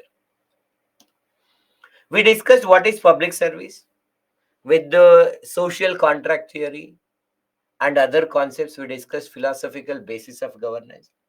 We have understood what is information sharing and transparency, right to information. We know what is code of ethics and code of conduct. We discussed citizen charter, work culture in the different order, but this topic is covered. And finally, quality of service delivery, utilization of public fund, challenges of corruption, and the case studies on the above issue. All these things we have discussed. But this should not be the end of preparation. In fact, this should be the beginning of this preparation. Now, one minute. So, if anybody wants to leave after this, actually, we have spent so much of time. Now, take some time now to give your constructive criticism. I will take your doubts also. How was this overall class? We have taken the 15 session now. At least if you attended 10 sessions, then you can comment. If you attended less than 10 sessions, then you can't understand. Suppose somewhere you come in the middle and go, you may not appreciate. One criteria is minimum 10 session you attended out of 15. Then please give constructive criticism. Like what went good? Sir, this part of your lessons are very good. Sir, this part is actually can be improved. No, this we need actually somewhat expecting. We need to be improved. Sir, this part is very bad, sir. I suggest you to really work on that. You have to improve. As it is a last class, I don't keep any grudge or any enmity against you, or I don't take any revenge on you. So you can express your opinion. If that matches with my common sense and logic, I will also adopt to this. So this is the entire syllabus and what I wanted to tell. Now 1 minute. So I am also opening this to the public. So keep looking at other comments and just slowly and gradually ask us actually until the last person is there. I will be answering these questions. Now I'll take one question actually and try to answer each question actually. Please listen to the others also. Okay. Now I will only slowly I will come to each question. Sir, I think how want to in where I get those videos. Chandrasekhar, I'm talking about tablet. You know what is tablet? Our Byju's has given one tablet to you. In that ethics will be there. In that check for previous year questions and their ethics previous year question search, you will get it. Mm. If you are preparing for 2029, please talk to the mentor. As of now, enjoy the classes actually. Byju's book by Subbarao sir is also good book, but don't read from first page to last page. One third is actually to write extra point. Yes, Chandrasekhar, to write extra point. Sir, ethics and essay by Sri can be viewed in YouTube or only in the Google? Only in Google. R. Vankaru, only in Google. Which book easy and helpful? A book by actually D.K. Balaji and a blog by Srinivas. Both are easy and helpful. Um, yes, I was an aspirant. I have attended actually the interview in 14-15. So today is webinar when the class is end. Today you have webinar. Okay, class officially ended now. But you can ask questions, doubts, or anything. School of video. No, in Chandrasekhar, you should type School of Life. School of Life. If you type this, you will get one YouTube channel, and that you there are many videos are there. School of Life. Thank you, Vivek ji, and it is clear. Thank you. Best experience teaching. Please share your email ID. Okay, those who want my email ID. So it is G Srinivasa6 at gmail.com. Please do not send you any question answer. But if you have any doubts about ethics, actually, after going through the Google, you can ask us. You like, sir, what is right to information? What is transparency? All that you will get in Google or in our class. Something that you do not understand, please ask us. I'm very happy to answer. It is the best experience teaching should be like this. Thank you, Amit. Sir, please share your email ID. Share. Public chat was not cool according to Vivek. So we restricted, but still, I don't think it has a problem. But still, okay, we'll consider. To learn ethics from such a humble and polite personality, sir, was a great experience. And thank you so much, sir. You are the best. And like how you simplify the things and give example, good experience. Thank you once again, Karthik. Awesome, sir. Loved your lecture. See, after the class, you will also get a email where you spend some 2-3 minutes to please give the feedback. To give the feedback. The way you explained and re-explained the things whenever asked, actually, the patience was the best part. Sir, how to do the current affairs? See, Sakshi, what is my suggestion is in the initially start listening to the YouTube analysis so that you will get more and more clarity and read at least one monthly magazine of any institute, preferably Byju's or any other institute that you feel. That's all. Buy a newspaper, read 20 minutes just to see what is happening around you. Nothing else is required for current affairs.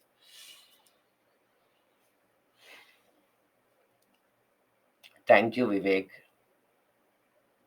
Thank you, Praveen. The way you teach us, it's fun actually. You'll take up your comments, your characters, you teach us via videos and case studies. So it's a positive. I don't have any criticism for you or your lecture. Thank you, Vedashri. From ethics class, I personally learned many things towards my life and the decision of this experience. Thank you so much. Excellent, Dinesh. Thank you. Sarita, you have not got tablet. Please talk to our team and they will respond to you. Sir, one thing I must admit that teaching my perspective actually changed. Thank you, Divya, Pooja, Aniket. How to revise, sir?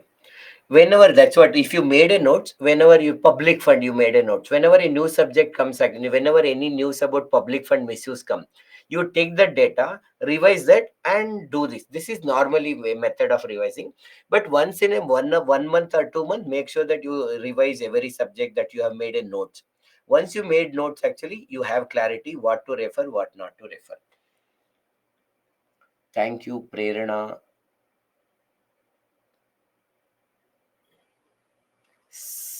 Samiksha, Gautami, Sayed. Sir, really EOURTEAC. Please tell in only English, Arvankuru. आपका email ID दिया हो उधर.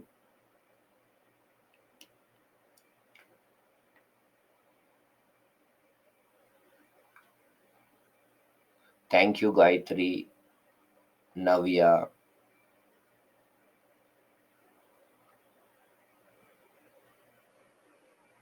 Coordination, cooperation, support, Aniket, thank you. Samiksha.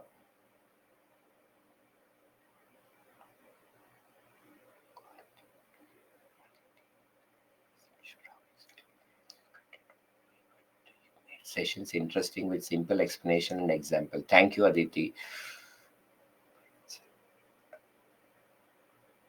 Sir, your way of answering all our doubts and nonsense question is best. Moreover, when you make class interactive by taking the students. Okay. Thank you, Parveen. Thank you, Arvankaru,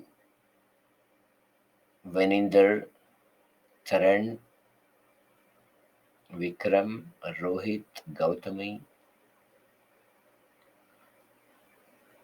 Should we make notes for ethics because lexicon cover 80% of syllabus, 20% is missing? Dinesh, I personally feel you have to make your own notes. Every word, every sentence, it is written in your notes. You should be able to understand. You may get some new point that is not there in suppose lexicon. Where do you add? Rather than putting the sticky papers and all. At least 250 marks, Dinesh. I personally feel you should make notes. Tomorrow class it will be updated to you, Rohit. Most probably you will have governance classes. Steps always to ensure everyone understand the lesson. Thank you, Vaishnav, Sushil.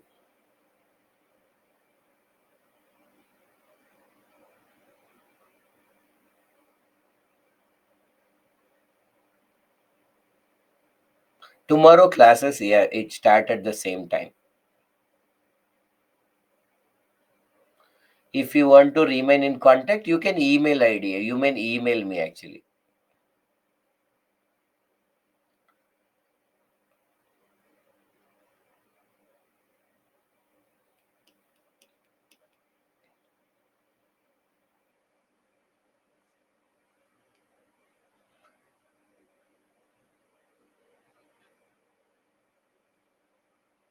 Chandrasekhar, fantastic, marvelous. Thank you, thank you.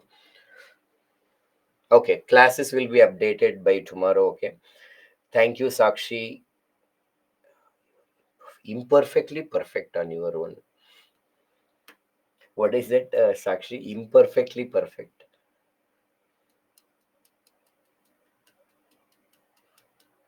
Hope to meet you soon.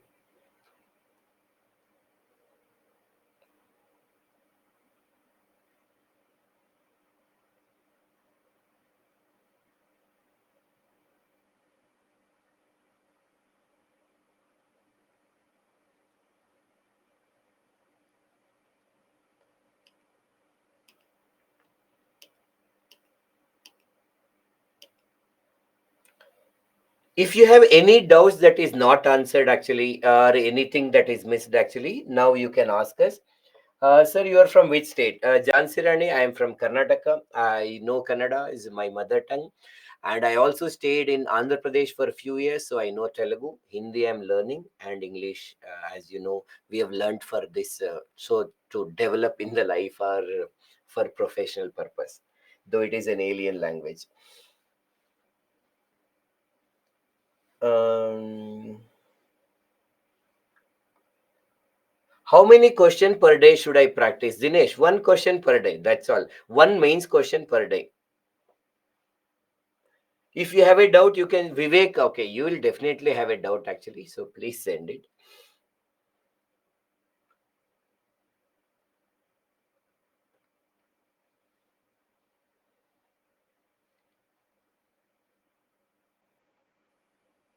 Okay, yes, Gayatri, I can really understand.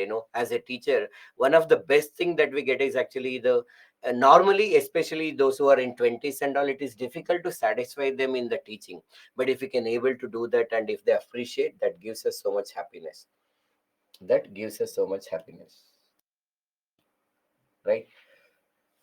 Rohit, what is that help you need, man? Please help. You are asking. What is that exact help you want? Please help, karo. Please help, karo. What is that help?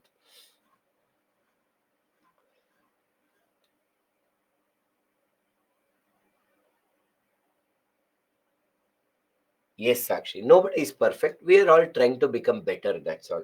We all make mistakes. We learn from mistake. Actually, we are or keep learning. Or Rohit wants आप मेरा number से call करो. I have given my email ID. No, if you have issue, please let me know.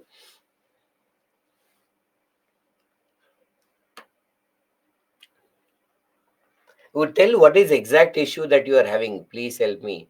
Gautami, please call. Vedashri, please call. He is telling so many things. But what is that big problem that you are having? Share if there's no. Should read the previous year question and practice or directly practice. Yes, Dinesh, you should read the start from previous year questions actually. That will give you the pulse of UPSC and you give you an idea to practice it. Hema says, Sir, respected sir, you are a gift for the teaching, sir. You make learning an adventure. Your passion for teaching shines through, and we are all grateful to your positive influence on us. Your creativity and innovation in teaching are inspiring to us. Your encouragement also helped many and me to overcome the challenges in every day. We are grateful to your dedication to your UPSC preparations and to our UPSC preparation. Thanks you a lot.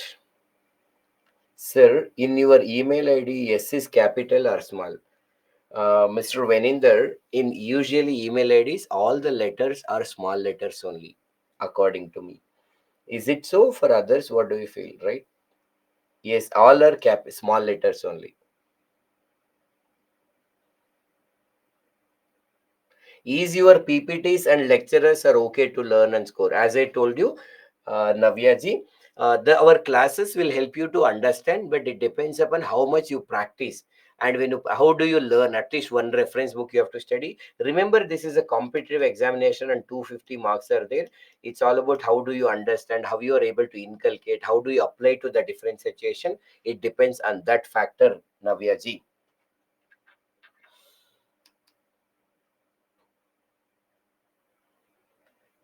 Thank you, Gayatri, once again. So yes is not capital Vinender, all are small letters. I am afraid how to make notes. I didn't even know how to start. So start with actually writing Om actually, how to start, maybe if you believe in some religious sentiment or something, write Om, Shri or something and then start. Take the pen and start writing. Like start with maybe civil service integrity only from our class, whatever write it, follow two-third, one-third approach. Read our class PPTs, whatever you understood, write it here. That's all. Once you written few topics, start from ethics and notes, you will understand.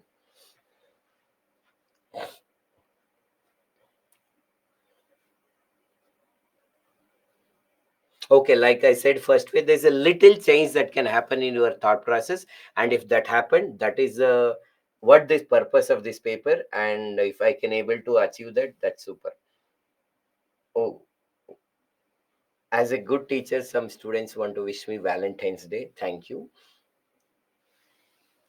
See, Chandrasekhar, I am telling you, I do not have any YouTube channel, Chandrasekhar. I have only one blog, BLOG blog, that is available in Google. There is one Google search engine will be there. So you should click on that Google search engine Go to the one search option will be there. Search on that and type that. You will get that blog. Happy Valentine's Day to you, all of you. Love can happen in a positive way, actually, in a different ways. Okay. I am also a offline faculty, Amit. So we'll take the classes in Chennai, Hyderabad, Kolkata, Bengaluru, Pune, Delhi. Sir, is online or handwritten notes is better? I always say, without doubt, handwritten notes are better. Even if you compile it in online, because it is easy to copy paste, we just copy paste. But when we want to write here, we filter, we present in the different ways, and it is our notes actually. So you can carry with us. We can carry with us. So offline is always best. So much of learning in ethics classes. Once again, thank you.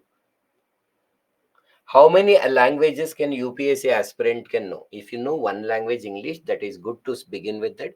But otherwise, with passion, you can learn any languages. When you allocated a cadre, you should learn the local language of that cadre. Of course, first now you should know two languages. Correct. One is English and compulsory regional language, and that is minimum two languages. And once you enter into a cadre, you will learn the other languages also based on the state that you are in. Make YouTube video to become famous. Sakshi, really, I'll tell you, I don't want to become famous actually. I like to maintain low profile and be happy with that.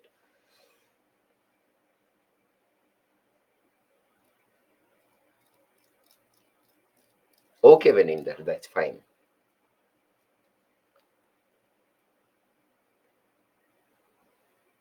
I have not attended your starting three classes. Go through the recording.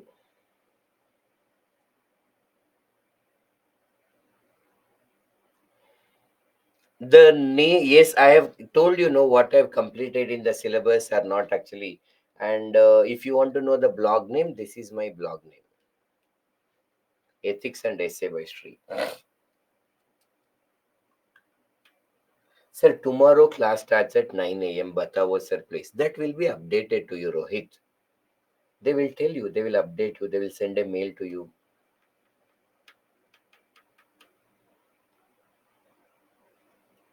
Yes, Sakshi, understood, noted. Vivek ji, first I will try to, resolve your doubts in email only.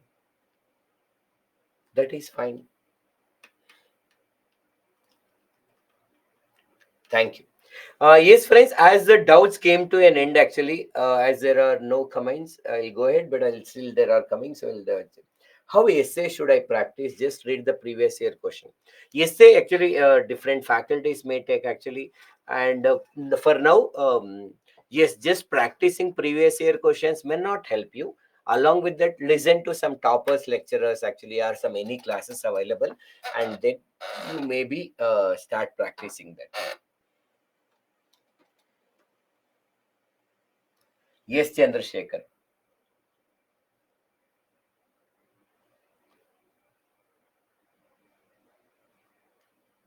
Any other doubts you have?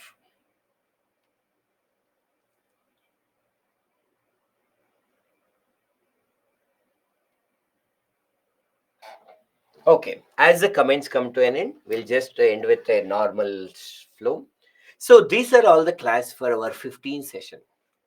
Hope you are able to understand. Hope you are able to enjoy this journey.